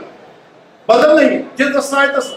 एक तो कार्यकर्ता येतो ना, तो जो नायक आहे त्याचा शिरप्या, तो देवळामध्ये, हॉलमध्ये कुठे शेतकरी चळवळीबद्दल बाहेरचं ऐकून भाषण करतो, लोकांना जागृत करायचा प्रयत्न करतो. केवढाही प्रसंग सोडला तर पुढे परिवर्तन वगैरे नाही.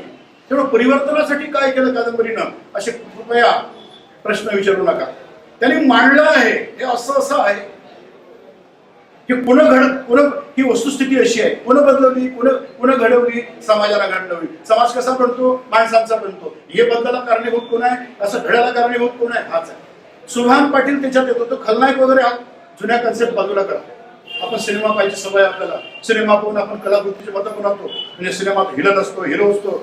जगात एक लक्षात घ्या, 100% खलनायकही कोणीच नसतो आणि 100% नायकही कोणीच नसतो. असं डार्क आणि लाईट असा कधीच रंग नसतो आयुष्यामध्ये. रंगाचे असे पापुद्रे असतात, असे हे असतात, शेड्स असतात. प्रत्येक माणसामध्ये ते शेड्स असतात आणि कोणत्या माणसाचे शेड्स कोणत्या वेळी कसे दिसून येतील हे कुणीही सांगू शकत नाही. स्थळ, काळ, वेळ, तेव्हाचं त्याचं वातावरण याच्यावर सर्व गोष्टी डिपेंड असतात. गाव बदललं, गाव नासधूस झालं. ग्रामस्वराज्य गांधींची कन्सेप्ट ही संपूर्ण पास झाली. उद्ध्वस्त झालेलं गाव दिसतं पूर्ण आपल्याला फडणमध्ये. ते कारण शोधत नाही तो कोणा उद्ध्वस्त केलं, भांडवलशाही व्यवस्थेने उद्ध्वस्त केलं की इथल्या कॅपिटलिस्ट वृत्तीची कॉर्पोरेट क्षेत्रामध्ये झुकणाऱ्या लोकांनी बर्बाद केलं, गाव शोषून शहरं मोठी केली. याच्यावेळी तो प्रतिक्रिया देत नाही. तो फक्त एवढंच करतो, गावाचं शोषण झालेलं आहे, गाव नासोडा झालेला आहे, गावात श्रीमंत माणसं थांबत नाही, गावात नाहिरे माणसं थांबतात, एवढी मांडणी करतो. ही मांडणी करतानाही आपण अस्वस्थ होतो. उत्तर आपणच शोधायला लागतो. मित्रा, खूप मोठं काम तू केलं आहेस. या कादंबरी निमित्तानं तुला मनपूर्वक सदिच्छा. तुझी लेखणी अधिक नव्यानं, अधिक नव्या उमेदीनं पुढे काम करू, एवढी अधिक तुला शुभेच्छा देतो आणि सांगतो धन्यवाद. धन्यवाद यावलीकरजी. खरोखरच जेव्हा या प्रकाशन सोहळ्याच्या निमित्तानं मी त्या चर्चेमध्ये सहभागी झालो तेव्हा प्रमोदची खरोखरच हा प्रकाशन सोहळा घेण्याची अजिबातही इच्छा नव्हती. आणि आज जो दिवस उगवलेला आहे त्याच्या मागचं खरं प्रेरणास्थान जर पाहिलं तर यावलीकर सर आहेत. आपण त्यांच्याकरता एक वेळा टाळ्या वाजवून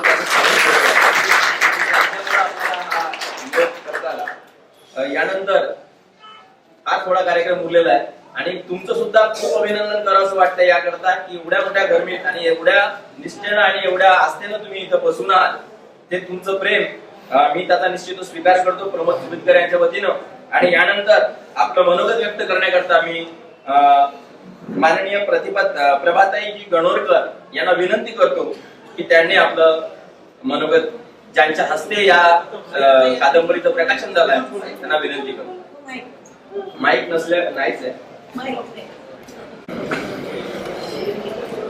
आदरणीय बाबुराव चौगुले, आमचे स्नेही डॉक्टर मनोज तायडे, लोकवाङ्मय गृहाने चोबितकरांची ही कादंबरी प्रकाशित केली. याच लोकवाङ्मय गृहाचं कौतुक करावं की चोबितकरांचं कौतुक करावं असा प्रश्न आहे. याचं कारण असं आहे की आजकाल प्रकाशक हे प्रकाशनासाठी पुस्तक स्वीकारतात आणि ते किती वर्ष ठेवून देतील त्यांच्याजवळ याचा काही भरोसा नाही. अक्षरशः वर्ष जातात, कवी थकून जातात, कथाकार धीर सोडतात. कित्येकदा म्हणजे आमच्या मौज प्रकाशनाचे तर असे हाल झाले आहेत की प्रकाशकांना हे पुस्तक पाहायला हे आता राहिले नाही, आता तेच वाटतो असे वाक्य लिहिले. प्रकाशन व्यवस्थेची काही कोंडी होते आहे अलीकडच्या काळात, विशेष होते. त्याही काळामध्ये इतक्या नव्या लेखकाची ग्रामीण कादंबरी प्रकाशित करावी असं लोकवाङ्मय गृहाला वाटलं. याबद्दल मला खरोखर आश्चर्य वाटलं आणि मी त्यांचं अभिनंदन करते. डॉक्टर मनोज तायडे यांनी लोकवाङ्मय गृहाची भूमिका सांगितली आहे. आपल्याला सगळ्यांना माहिती असेल की लोकवाङ्मय गृह हे विशिष्ट विचार प्रणाली आयडिओलॉजी असलेलं वाङ्मय प्रकाशन आहे. त्यांचं वाङ्मय वृत्त नावाचं एक मासिक दर महिन्याला निघतो. ते मासिक सुद्धा स्वतंत्रपणे वाचण्यासारखं असतं, छोटस असतं पण अतिशय वाचनीय असतं. लोकवाङ्मय गृहाची आठवण झाल्यावर नारायण सूर्यांपासून मनोज तायडे, ते माझ्यापेक्षा पुष्कळ लहान आहे, त्यामुळे त्यांना लोकवाङ्मय गृहाचा नारायण सूर्यांशी पासून संबंध जाणवला. त्यांच्या आठवणीत आहे. मला स्वतःला सदा करणारे त्यावेळी होते. लोकवाङ्मय गृहाचे सर्व निर्णय करारे घेत असत. तो काळ आठवतो. आणि आणखी एक गोष्ट आपल्या लक्षात येईल. लोकवाङ्मय गृहाची जुनी प्रकाशनं आणि लोकवाङ्मय गृहाची नंतरची प्रकाशनं यांच्यामध्ये जो क्वालिटेटिव्ह फरक झालेला आहे तो अतिशय विलक्षण आहे. आणि याचं संपूर्ण श्रेय आमचे स्नेही प्रकाश विश्वासराव यांचं आहे. विश्वासरावांनी 2 समर्थ माणसं हाती घेतली. एक म्हणजे सतीश काळसेकर आणि दुसरे म्हणजे जयप्रकाश सावंत. वाङ्मय वृत्त हे तर सतीश काळसेकरच्या संपादकीयासाठी आणि जयप्रकाश सावंत यांची जी दृष्टी आहे वाङ्मयाकडे पाहण्याची त्यासाठी सुद्धा अभ्यासावं असं एक नियतकालिक. या दोघांनाही वाङ्मयाची विलक्षण समज. सतीश काळसेकरचा व्होराशियस रीडर त्याला म्हणतो, वाटेल तितकं वाचत असणारा, दिवस रात्र वाचत असणारा, घर कपाटाच्या कपाट भिंतीच्या भिंती करू नये अशा प्रकारचा लेखक. आता तुमच्या लक्षात आलं असेल की मला माहितीची गरज नाही.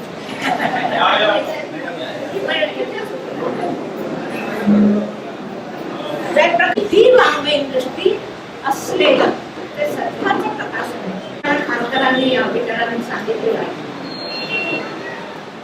त्या कादंबरीचं कथानक सांगा असं जर तुम्ही विचारलं तर ते खारकरांना सांगता येणार नाही, या अधिकारांनी सांगता येणार नाही, मलाही सांगता. कारण की जसं एखाद्या माणसाच्या जीवनाचं कथानक सांगा असं जर तुम्ही विचारलं तर ते सांगता येणार. तसं ही कादंबरी म्हणजे संबंध एक अक्षरशः एका परिसराचं, एका प्रदेशाचं, एका भागाचं, एका जीवनशैलीचं वर्णन आहे. माणसं कोणकोणत्या प्रकारच्या स्थितीमध्ये जगू शकतात आणि जगण्याची केवढी जिज्ञासा त्यांच्यात असते, किती प्रकारच्या संकटांमधून ते स्वतःला काढून नेत असतात याचं विलक्षण असं दर्शन. किंबहुना त्यातही मी असं म्हणेन की विदर्भातल्या माणसांच्या जिल्ह्याविषयीचं दर्शन या कादंबरीमध्ये आहे.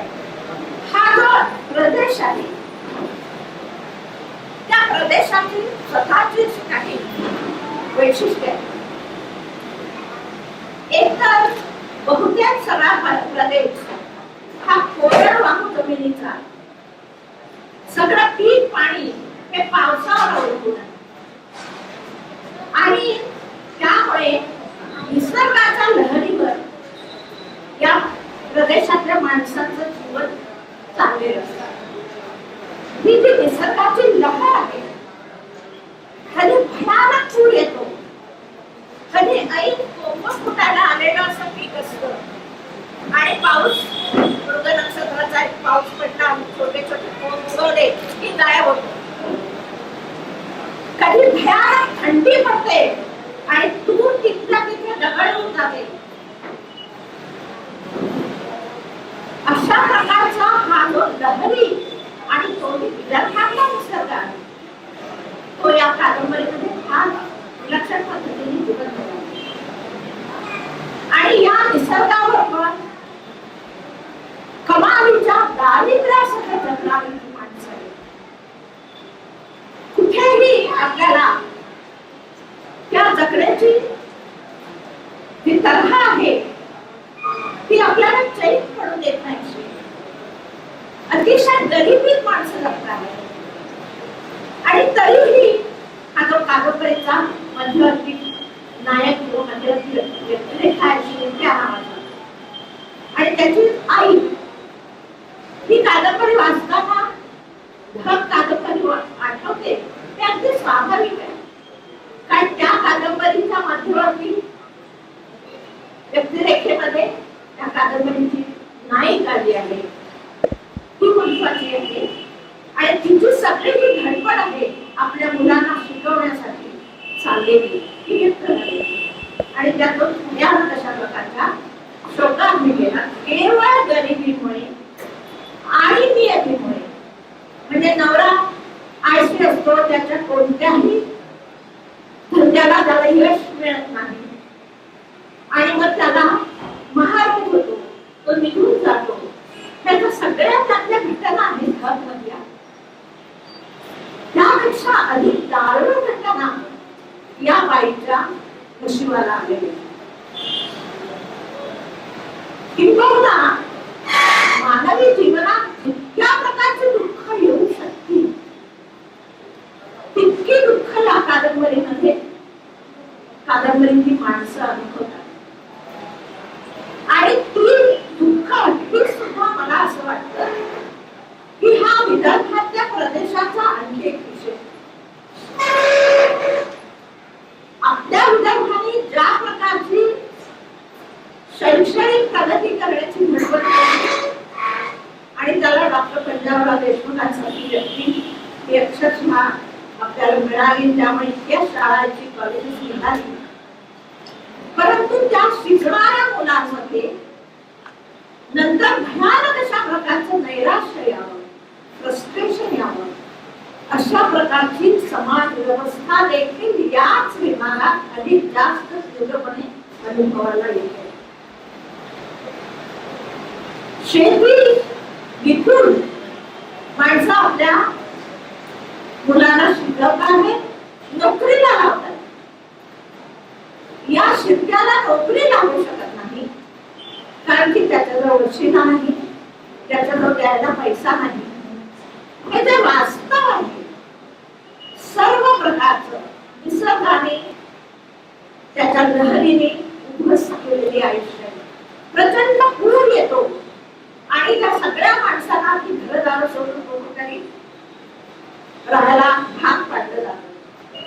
तिथे ती आपल्या घराची आठवण काढतात, वाहून केलेली घर आहे. अशा सगळ्या प्रकारच्या दैवी आघाताने जर्जर झालेली जी माणसं आहेत त्या माणसांचं चित्रण ही कादंबरी करते. आपण नुसती ही सामाजिक वास्तव व्यक्त करणारी कादंबरी आहे एवढं म्हणून थांबत नाही. सामाजिक वास्तवाबरोबरच माणसाच्या जीवनावर आघात करणाऱ्या पुष्कळ गोष्टी असतात आणि त्या पुष्कळ गोष्टी वेगवेगळ्या रूपामध्ये आपल्याला भेटत असतात. नियतीच्या रूपाने भेटत असतात, निसर्गाच्या रूपाने भेटत असतात. माणसाचं मन खचून जातं आणि त्याला अतर्क्य अशा प्रकारची दुखणी येतात. त्या दुखण्याची तुमच्या लोकांना तोंड द्यावं लागतं. आणखी एक विदर्भातली गोष्ट चोरीकरांनी बरोबर किती आहे ती म्हणजे या लोकांमध्ये असणारी आत्मीयता. हा जो शिवराम नावाचा माणूस आजारी पडतो त्यावेळी पैसा आणायचा कुठून ऑपरेशनसाठी तर सगळी माणसं धावून येतात आणि मदत करतात. तो शिवराम आत्महत्या करतो त्यावेळी सगळी माणसं धावून येतात आणि त्या कुटुंबाला सावरण्याचा प्रयत्न. हा सुद्धा विदर्भाचा विशेष. म्हणजे मला तर असं वाटतं की माणूस किंवा त्यासारख्या पारोमास यासारख्या कादंबऱ्यांच्या पेक्षा तुलना करायची नाही. याला मी तुलना करते. बारोमास एका विशिष्ट दिशेने आखून काढलेली कादंबरी. शेतकऱ्यांच्या दुस्थितीचं, त्यांच्या आत्महत्यांचं वर्णन किंवा ते समाज वास्तव व्यक्त करणं या भानगडीत बारोमास अडकलेली असताना सासू सुनांचं भांडण, सासूने केलेला सासूवाद सुनेला ग्रामीण जीवन न पटलं वगैरे इकडे ती वाहत जाते आणि मूळ केंद्रापासून थोडीशी विस्कळीत होते. चरित्राचं कसं किंबहुना ही कादंबरी घराच्या सुद्धा पलीकडे जाऊन अधिक वेगळ्या अशा अतृष्ट जीव घेण्या वास्तवाचं देखील चित्रण आणते. घरामध्ये नियती आहे. महाराज होणं आणि नवरा घरात सोडून जाणं, अतिशय कष्ट करणं आणि नंतर त्या बाईच्या सगळ्या धडपडीला यश न येणं. पण इथे काही सामाजिक, काही मानसिक, काही नैसर्गिक अशी तत्व आहे जी माणसाला पदोपदी खच्ची करतात. कौतुक करावंसं वाटत आहे, कारण ग्रामीण बोली आणि बोली म्हणजे नुसते शब्द नव्हे, त्या संबंध ग्रामीण जीवनाचा सार व्यक्त करणारे म्हणी आणि वाक्प्रचार पदोपदी वापरले जाते. शिवाय श्रद्धा आणि अंधश्रद्धा, समजुती ह्या सुद्धा त्या माणसांच्या जगण्यामध्ये मिसळलेल्या आहेत. एक छोटस उदाहरण माझ्या लक्षात राहायचं ते उदाहरणार्थ मारबत. अमरावतीमध्ये मारबत मला नाही गावात. तर मारबत ही शिरवल्यानंतर नदीतली वाळू घेऊन यायची आणि ती घरामध्ये टाकायची. ती म्हणते घरामध्ये का, म्हणजे तुझी काटा येणार नाही. तर ही छोटीशी ही समजूत आहे, एक काहीतरी श्रद्धा आहे. इतक्या बारीक बारीक गोष्टी जोडीदारांनी घेतलेल्या. आता हे सगळं येतं कुठून, असा वेगवेगळा प्रश्न आपल्याला विचारावा असतो. हे सर्व येतं कुठून? तर माझं त्याचं असं उत्तर आहे की बहुतेक सगळ्या श्रेष्ठ कलाकृती या लोकांच्या बालपणापासून येतात. बालपणी त्यांनी जे अनुभवलेलं असतं ते सगळं ते व्यक्त करतात. नंतर ते जसे वाढत जातात तसतसे आलेले अनुभव ते उठत जातात. बहुतेक सगळ्या महत्वाच्या कादंबऱ्यांचे साधं आणि अगदी परिचित उदाहरण म्हणजे भालचंद्र नेमाड यांच्या 4 कादंबऱ्या त्या संपूर्णपणे आत्मचरित्र. त्यांचं स्वतःच जगणं आणि त्यांच्या भोवतीच्या परिसरातल्या माणसाचं जगणं त्या कादंबऱ्यांमध्ये आलेलं आहे. अलीकडे मला असा प्रश्नही पडतो की एकेकाळी कवी, कथाकार आणि कादंबरीकार हे जे जगणं व्यक्त करत होते ते पुष्कळ काल्पनिक असते. आता थोडीशी तक्रार सुद्धा मी करते की अतिशय जास्त खरं, अतिशय जास्त वास्तव असं लोक व्यक्त करायला. म्हणजे जोगीकरांच्या कादंबरीतली सुद्धा अशी काही उदाहरणं मी काढून देऊ शकेल की हे आहे, खरं आहे, बरोबर आहे, पण अप्रयोजक आहे. इथे काही याची गरज नव्हती, या तपशिलाची इथे काही गरज नव्हती. पण त्या वास्तवातून आपलं सगळं हे विश्व उभं करू शकतो आपण, अशी एक समजूत तयार होते आणि तशा प्रकारचं लिहिणं मग होतं.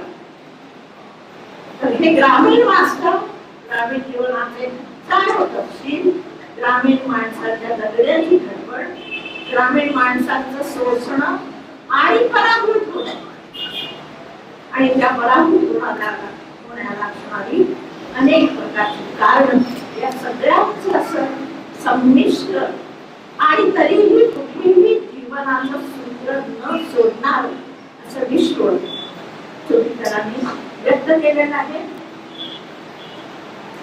मला त्यांच्या दुसऱ्या कादंबरीची उत्सुकता आहे. कारण पुष्कळदा काय होतं की जे जे म्हणून सांगायचं आहे ते सगळं पहिल्या कादंबरीत सांगितलं जातं. तसं या कादंबरीत झालेलं आहे. पण या कादंबरीत काय नाही, गावातलं राजकारण आहे, भ्रष्टाचार आहे, ग्रामपंचायतीचं राजकारण आहे, नंतर पाटलाचा अत्याचार आहे, सर्व असं त्यांनी या कादंबरीमध्ये जबरदस्ती नाही आपोआपच त्यांच्या कादंबरीचे गुंत गेला. आता ते दुसऱ्या कादंबरीत काय लिहिणार आहे हा प्रश्न आहे, आणि हा प्रश्न त्यांना सुद्धा स्वतःला पडणार आहे याविषयी मला शंका आहे. पण आणखी एक गोष्ट मी सांगते की कमालीचे परिश्रम चोवीसकरांनी केले. कधीकडे अशी पद्धत आहे की आलं म्हणून लिहिलं की ताबडतोब छापायला द्या. प्रकाशक उशीर करत असते तर आपले पैसे द्या. प्रकाशक पैसे घेतात अलीकडे आणि छापतात. तसं त्यांनी केलं. त्यांनी मला सांगितलं की एक कादंबरी विषयी चर्चासत्र झालं होतं, ते त्याला उपस्थित होते. आपल्याला काय लिहायचं आहे, कादंबरी नावाचा एक विशिष्ट फॉर्म असतो, एक घाट असतो. ती कथा नसते, तिला असं टोक नसतं, ते असं मर्यादित किनाऱ्याने बांधलेलं असं जीवन नसतं. तर खळाळतं, कुठे कमी जास्त होणारी फार असते, कधी पूर असतो, अशा प्रकारचं ते सगळं वाचलं असतं. ते कादंबरी या घाटात कसं बसवावं हा सुद्धा एक प्रश्न असेल, आणि तो त्यांना सुरुवातीच्या काळात पडलेला. त्यातून त्यांनी मार्ग काढला. पुन्हा पुन्हा लेखन केलं. पुन्हा पुन्हा त्या कादंबरीला आत्ता आहे तसा आकार देण्यासाठी त्यांनी प्रचंड परिश्रम घेतले. 295 इथे दिसतात आपल्याला कागद छापलेले, पण प्रत्यक्षात ते हजारभर तरी कागद असतो. पुन्हा पुन्हा लेखन केलं असेल, पुन्हा पुन्हा आपण हे घातलंय ते जास्त असेल, हे घातलंय हे आणखी थोडं वाढवावं का असं असेल. हे जे परिश्रम आहे ते परिश्रम सुद्धा मला पहिली कलाकृती निर्माण करण्याच्या दृष्टीने अधिक महत्वाचे होते. कारण मी लोकांना पहिल्या कलाकृतीची फार घाई असते, केव्हा त्याला ते छापून होते असं वाटतं, आणि त्यांना तिथे त्यात परिश्रम घेण्याची इच्छा असते. चोवीसकरांनी तसं केलेलं नाहीये, आणि त्यांची लेखक म्हणून स्वतःला ताकदीने घडवण्याची अशी एक शेवटची इच्छाशक्ती, त्या इच्छाशक्तीने त्यांनी ही कलाकृती पुन्हा पुन्हा रचली, पूर्ण केली, तिला एक अतिशय सुंदर असा आकार दिला. आणि खरोखर जीवन दर्शन म्हणजे काय असतं याचा आपल्याला जर याचा प्रत्यय घ्यायचा असेल तर खरोखर सगळ्यांनी ही कादंबरी वाचावी असं मी आवाहन करते.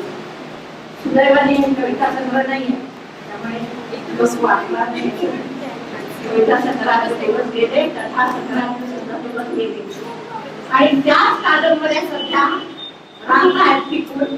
त्या कादंबऱ्यांमध्ये आजचा समाज वाचवायचे त्या आज प्रकाशक पुस्तक घेऊन देतात, तेव्हा एकदा आत्मचरित्र द्या किंवा आठवणी द्या किंवा कादंबरी द्या असं.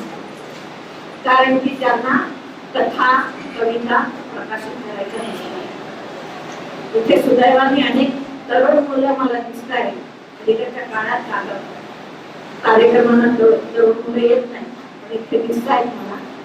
त्यांनाही जर काही लिहिण्यात उर्मी असेल तर त्यांनी परिश्रम कसे घेत असतात, कादंबरी नावाच्या वाङ्मय प्रकारची समज कशी निर्माण करायची असते, आणि त्यात काय काय घालायचं असतं, या सगळ्या गोष्टींचा एक वस्तुपाठ म्हणून जरी ही कादंबरी वाचली तरी पुरेशी होईल असं मला वाटतं. मी या कादंबरीसाठी चोवीसकरांचं अभिनंदन करते, आणि आपण शांतपणे माझं बोलणं ऐकून घेतलं.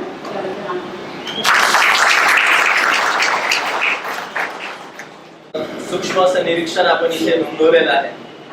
खरं म्हणजे मला एक गोष्ट खूप आवडली की या कादंबरीचं कथानक सांगता येण्यासारखं नाही. म्हणजे एकदम असं काय कथा सांगायची असं खरोखरच सांगता येणार नाही. शब्दामधून आपल्याला सांगितलेलं आहे. मला इथे या कार्यक्रमाला अजून आमचे बरेच मित्र जे प्रमोद भाऊंच्या सोबत गझल परिवारामध्ये, कारण प्रमोद भाऊंचा एक दुसरा भाग होता की ते गझलकार सुद्धा आहेत. म्हणजे एका कवी हृदयाच्या माणसानं लिहिलेली कादंबरी आहे. आणि आजच्या कार्यक्रमाला सुद्धा आमचे बरेच मित्र इथं उपस्थित आहेत. त्यामध्ये सन्माननीय अविनाशजी सांगोळे सर उपस्थित आहेत, पवनजी नालक, अरुणजी सांगोळे, पवनजी नालक, विष्णूजी सोळंके, पाटणकर काकाजी, विद्यानंद हाडके याबरोबर अजून बरेच मंडळी इकडे बसलेले आहेत. तर आपण आता जवळपास कादंबरीच्या या प्रकाशन सोहळ्याच्या शेवटच्या टप्प्यामध्ये आलेलो आहोत. तेव्हा मी विनंती करतो की आजच्या या सोहळ्याचा अध्यक्षीय मनोगत सन्माननीय सुरेशजी आकोटकर सर करतील. सन्माननीय सुरेशजी आकोटकर. माननीय मंच आणि रसिक मित्रांनो, जे बोलायचं होतं ते बोलून झालं आहे. डॉक्टर मनोज तायडेंनी लोकवाङ्मयाची भूमिका मांडली आणि लोकवाङ्मय कुठली तडजोड न करता कशी पुस्तकं प्रकाशित करते हे त्यांनी विस्तृतपणे सांगितलं. आणि यातच प्रमोदची त्यांनी जी भडंग कादंबरी छापली, तर हा फार मोठा बहुमोलाचा सन्मान प्रमोदला भेटलाय असं मी समजतो. शोधकरांनी आपली भूमिका ही कादंबरी कशी निर्माण झाली हे मांडलेलं आहे. खासकरांनी निर्मिती प्रक्रियेचं ते जे साक्षीदार राहिलेले आहेत आणि सामान्य वाचकांना सुद्धा त्यांनी कादंबरी देऊन काय काय कृती आहे त्या सगळ्या समजून घेतलेल्या आहेत. प्रमुखनी हे व्यवस्थितपणे गिरीश खारकरांनी मांडलेलं आहे. जावलीकरांनी भाषेच्या प्राप्तीचा कसा उपयोग केला या कादंबरीमध्ये आणि अतिशय सक्षमपणे काय काय कसं कसं मांडलंय हे मांडलंय. आणि प्रभाताईनं सुद्धा लोकवाङ्मयाच्या काही आठवणी सांगितल्या आणि सारी सुखदुःख आपल्या भागातली कशी अनुभवल्या जातात, कशी मांडल्या जातात हे सगळं त्यांनी निश्चितपणे मांडलं आहे. बारीक सारीक तपशील आणि त्यांनी घेतलेले परिश्रम यातून मी आपले पालदार इंडियाचा पटकन यातून पालदार मला असं वाटतं. प्रमोद, तुझी कादंबरी आवडली यासाठी की यातले प्रसंग, यातली माणसं, हा परिसर हा सगळं मला आपला वाटला. कारण की त्याच भागातला वरुड भागात वरुड नागपूर या मार्गावर 7-8 किलोमीटरवर त्याचं एका साईडचं गाव आहे आणि 17-18 किलोमीटरवर माझं गाव आहे. म्हणजे 25 किलोमीटर आमच्या दोघांच्या गावामध्ये अंतर आहे. या कादंबरीमध्ये जी भाषा आहे चांदसवाडीची तीच माझ्याही भागात तीच भाषा बोलली जाते. ऑब्वियसली कारण सांगतो मला काय जास्त आवडतं. दुसरं असं एक नदी आहे आणि नदीनं गावाचे 2 भाग पाडले. चांदस वाटोडा, एक चांदस वेगळा आहे आणि वाटोडा वेगळा आहे. माझ्या गावाचे असे 2 भाग झालेले आहेत. दोन्ही चंद्रनगर, दोन्ही एक भाग वेगळा आहे. आमच्या शाळा वगैरे आहेत सगळे चंद्रनगर आणि म्हणून तिकडची गावही अशीच आहे. जरूर वरून वटापुरा सुरडी कुरळी अशा नावाची आणि चांदस वाटण्याच्या परिसरात त्या वरूनच्या परिसरात मला वाटते लिहिलेली पहिली कादंबरी आहे. त्यामुळे मला ती आणखी व्हावी. दुसरं असं काय याच्यातली जी पात्र आहेत यातली द्वारकी आहे ही सर्वसामान्य स्त्री आहे आपल्या खेड्याकडे. त्यातली द्वारकी ही मी अनेकदा माझ्या लहानपणी पाहिली आहे. यातली जी वेळी दाखवली आहे ती वेळी सुद्धा प्रत्येक गावात एक एक वेळी असतेच. माझ्या गावामध्ये एक वेळी होती आणि असं म्हटलं जायचं तर ती स्त्री आणि पुरुष दोन्ही प्रकारचे जन्माला दिला असं त्यावेळेस म्हटलं जायचं. कारण ती बाई रडायची तेव्हा स्त्रीच्या वेळात रडायची आणि जेव्हा कोणी दगड मारायचे तेव्हा ती स्त्री अगदी पुरुष देणार अशा अगदी ग्रामीण शिव्या मान खाली घालावा लागेल अशा ग्रामीण सगळ्या कपडे घालच्या शिव्याची संबंध द्यायची तेव्हा ती पुरुष वाटायची. स्त्री आणि पुरुष या दोन्ही भूमिका त्या आमच्या गावाची पिढी होती. गावाला मंदिर असते तसंच तिथे यशवंत बाबाचं मंदिर आहे. या सगळा परिसर पाहिलेला आहे चांदसवाडीचा. जेव्हा प्रमोदची माझी काही ओळख नव्हती तेव्हाही मी बघितलेलं आहे. कारण मी वरुडला शिकलो. तुमच्या देशमुख वाड्यातला देशमुख माझा मित्र होता.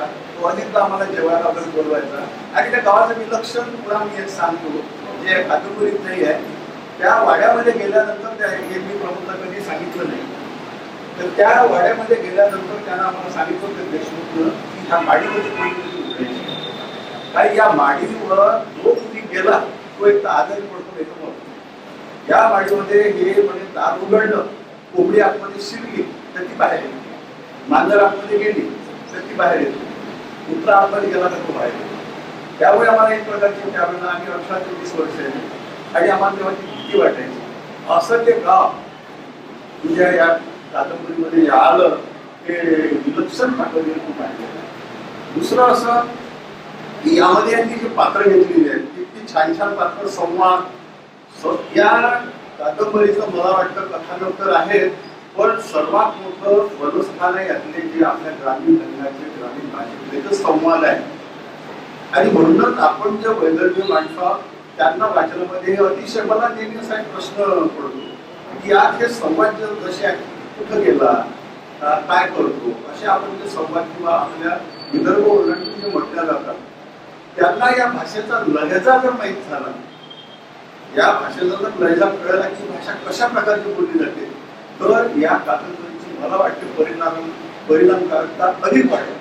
म्हणजे साधाने बोलत त्याच्यामध्ये कुठं गेली असेल आपण असं म्हणतो कुठं गेली असेल गेल्लेख हा शब्द इथं आलेला आहे.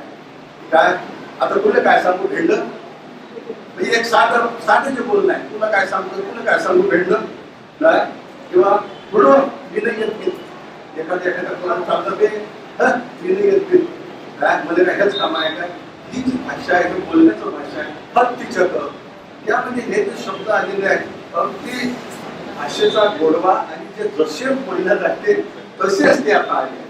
इतकी झाक पडलेली आहे काय नाही फिरो लावावे आता काय नाही माहीत ठेवतं म्हणजे या प्रकारचं. आणि हे नुसते संवाद म्हणून संवाद आलेले नाही आहे हे त्या ठिकाणी परफेक्ट आलेले आहे. नुसते संवाद मांडायचे तो एखादा प्रसंग उभा करायचा आहे तिथे संवाद द्यायचे आहे म्हणून आपल्याला संवाद येतात आणि आपल्याला ग्रामीण समाज टाकायचे म्हणून बघून द्यायचे असं या कादंबरीत झालेलं नाहीये.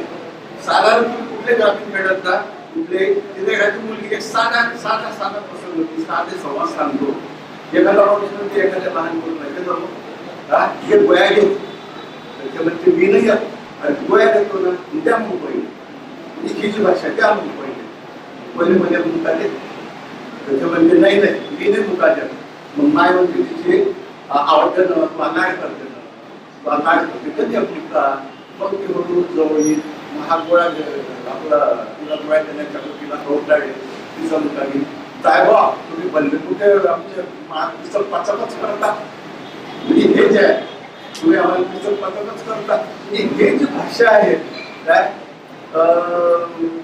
हा नुसता एक संवाद जिवंतपणा जो पाहिजे आहे तो अतिशय सुंदररित्या प्रमोदने याच्यामध्ये मांडलेला आहे असं मला वाटते. वाक्प्रचार गुढी याचा चपकल्पने केलेला उपयोग आणि दुसरं म्हणजे थोडंसं धक्का तंत्र वापरलेलं मी यांच्या म्हणजे हिंदुस्थानच्या लेखामध्ये याबाबत लिहिलेलं आहे की पहिल्यांदा बराचसा पाठ हा द्वारकीवर आहे.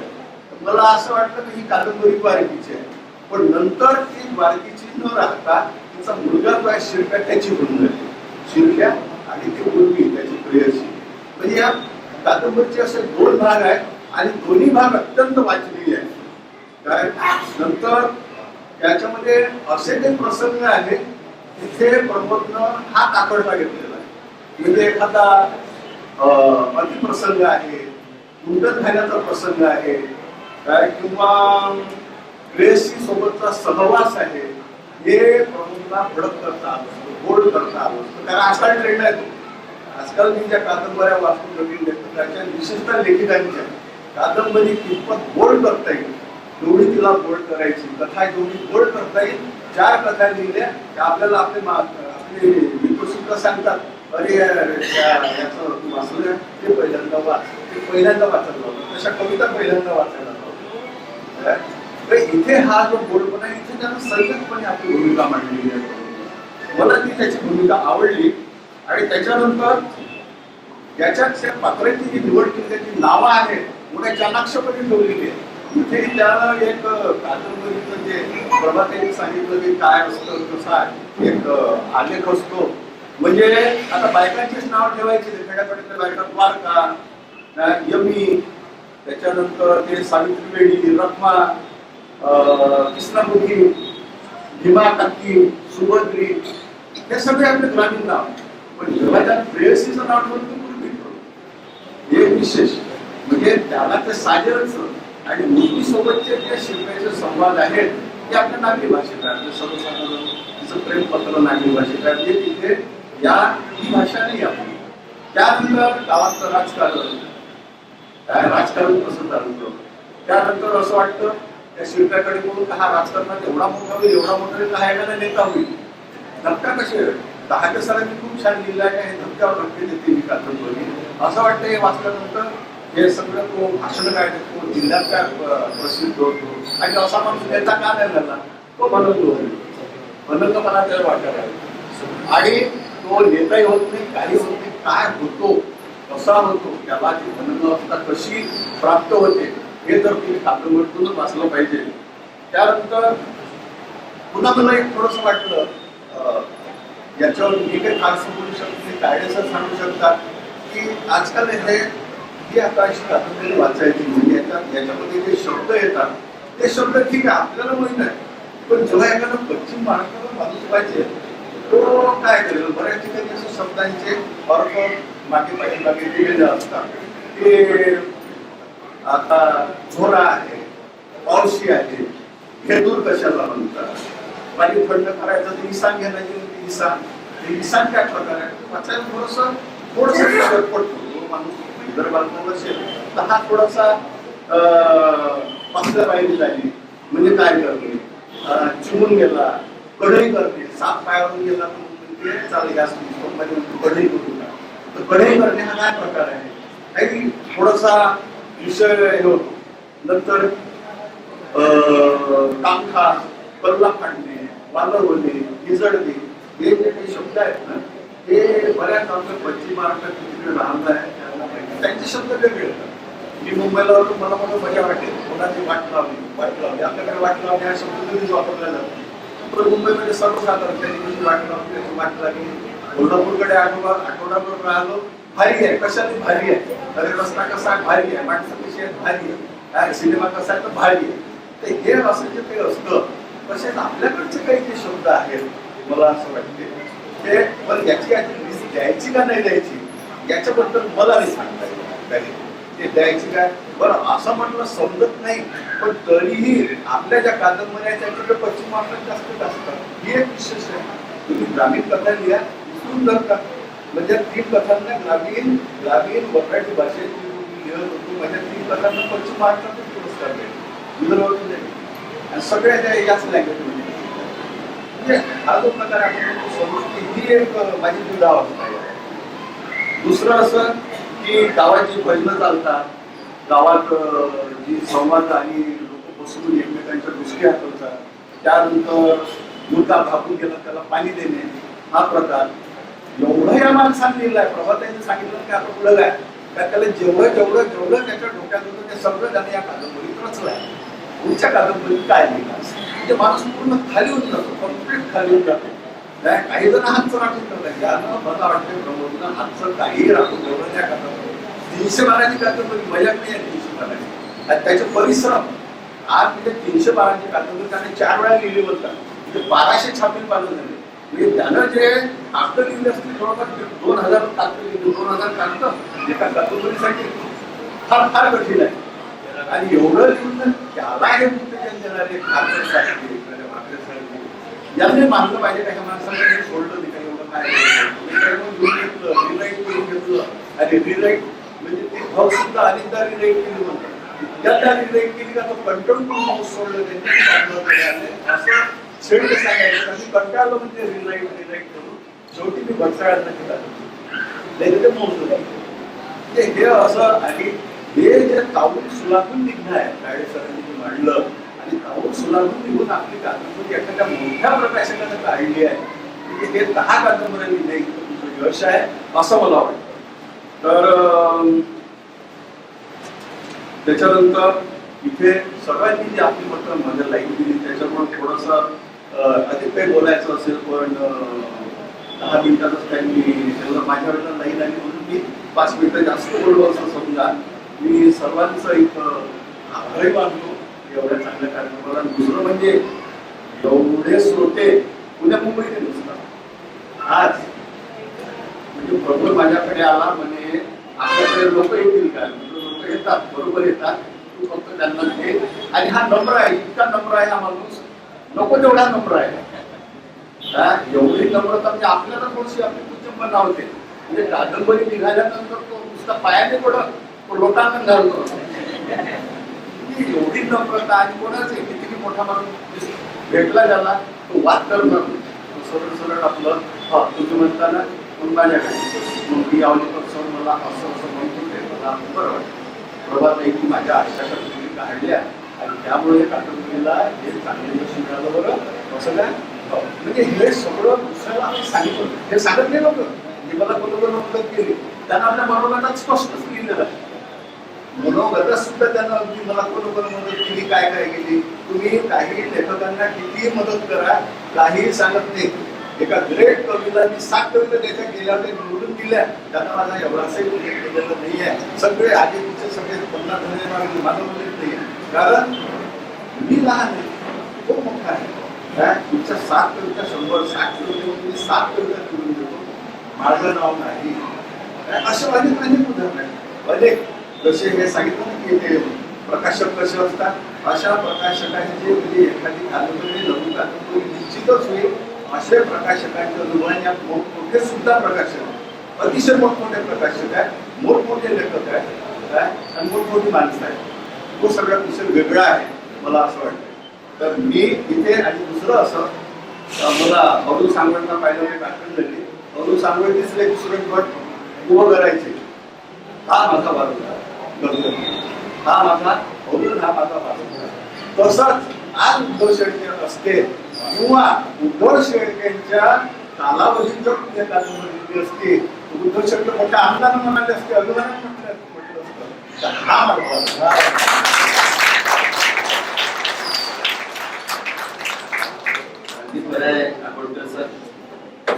निश्चितच एक गंभीर अशी कादंबरी आपल्या समोर आलेली आहे आणि कार्यक्रमाच्या अगदी शेवटच्या टप्प्यात आपण आलो. सर्वांनी आपापल्या अँगलला या कादंबरीकडे बघितलेलं आहे आणि प्रमोद आम्हाला गझलकार म्हणून जास्त जवळचा आहे. कादंबरी वाचताना सर्वप्रथम मी सगळ्यात काय केलं तर सगळ्यात पहिले शेवटचं पान काढलं. शेवटी काय आणि शेवटचं पान जेव्हा मी वाचतो तेव्हा मला जाणवलं अरे हे तर प्रमोदची आपण एक शेर आहे जो आम्ही नेहमी संचालनामध्ये वापरतो. जरांना माहिती आहे आणि मला निश्चित वाटते की तो शेर मी निश्चित आज इथे त्याच्याकरता वापरावा. त्याचाच शेर आहे. तो म्हणतो की तुझी याद काळी जो विसरून जाते. तुझी याद काळी जो विसरून जाते. रीती पापणी रोज बरसून जाते. पुन्हा चालता चालता थांबतो मी. पुन्हा चालता चालता थांबतो मी. तुझी हाक पायास बिलगून जाते. तुझी हाक पायास बिलगून जाते. सर्वांनी सगळ्यांचा उल्लेख केला परंतु आणखी एक गोष्ट मला इथे जाणवली की 1000-2000 पानं लिहिताना लिहून ठेवलेला कागद चुलीत जाणार नाही याची काय गॅरंटी आहे की नाही.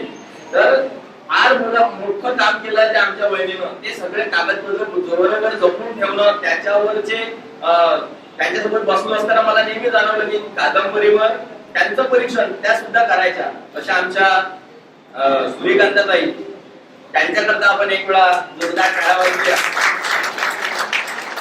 आणि बोलताना एखादी गोष्ट राहिली असेल परंतु मला आणखी गोष्ट आठवली की या कादंबरीचं नाव अनंग राहावं अनंग ठेवावं याकरता आग्रही असणारे आमचे मित्र जे आज आमच्यामध्ये हयात नाही अशा आमच्या मित्राची स्वर्गीय लक्ष्मण जेवणे गझलकार त्यांची सुद्धा आम्हाला अत्यंत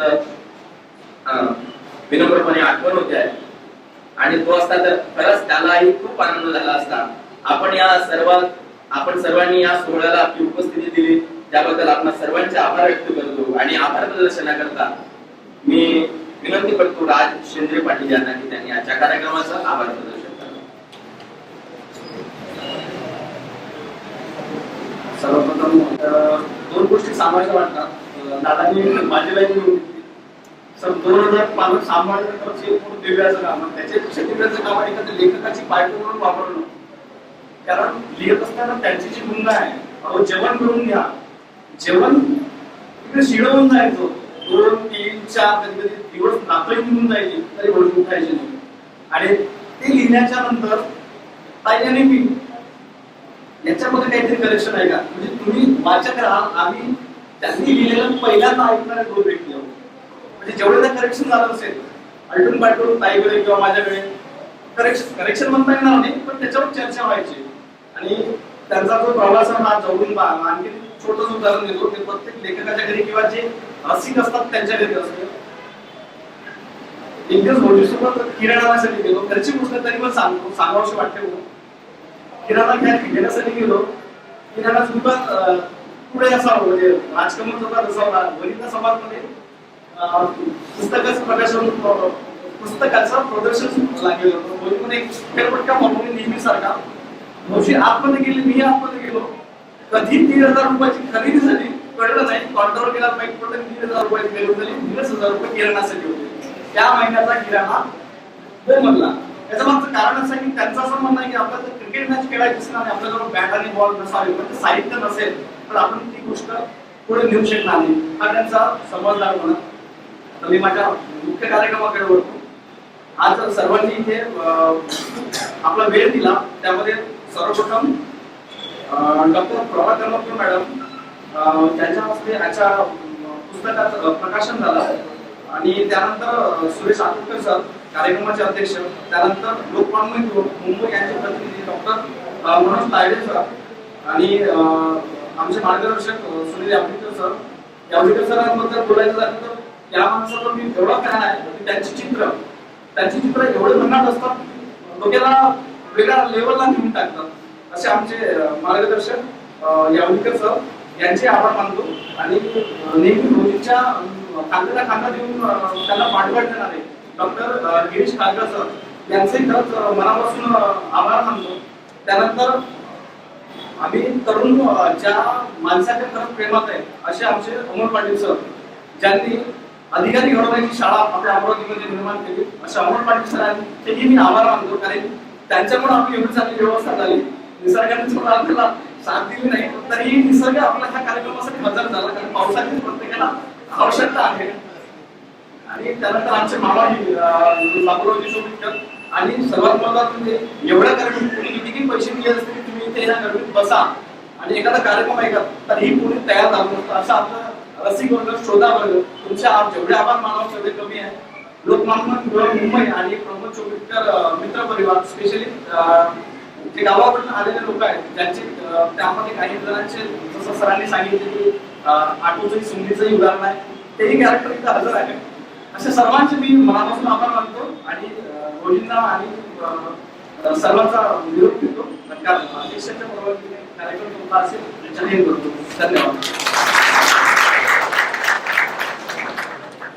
मागच्या सरी उत्कृष्ट सूत्रसंचालन करणारे आमचे भुजाळे दादा यांनीही छान सूत्रसंचालन केलेलं, त्यांचे आभार मानतो.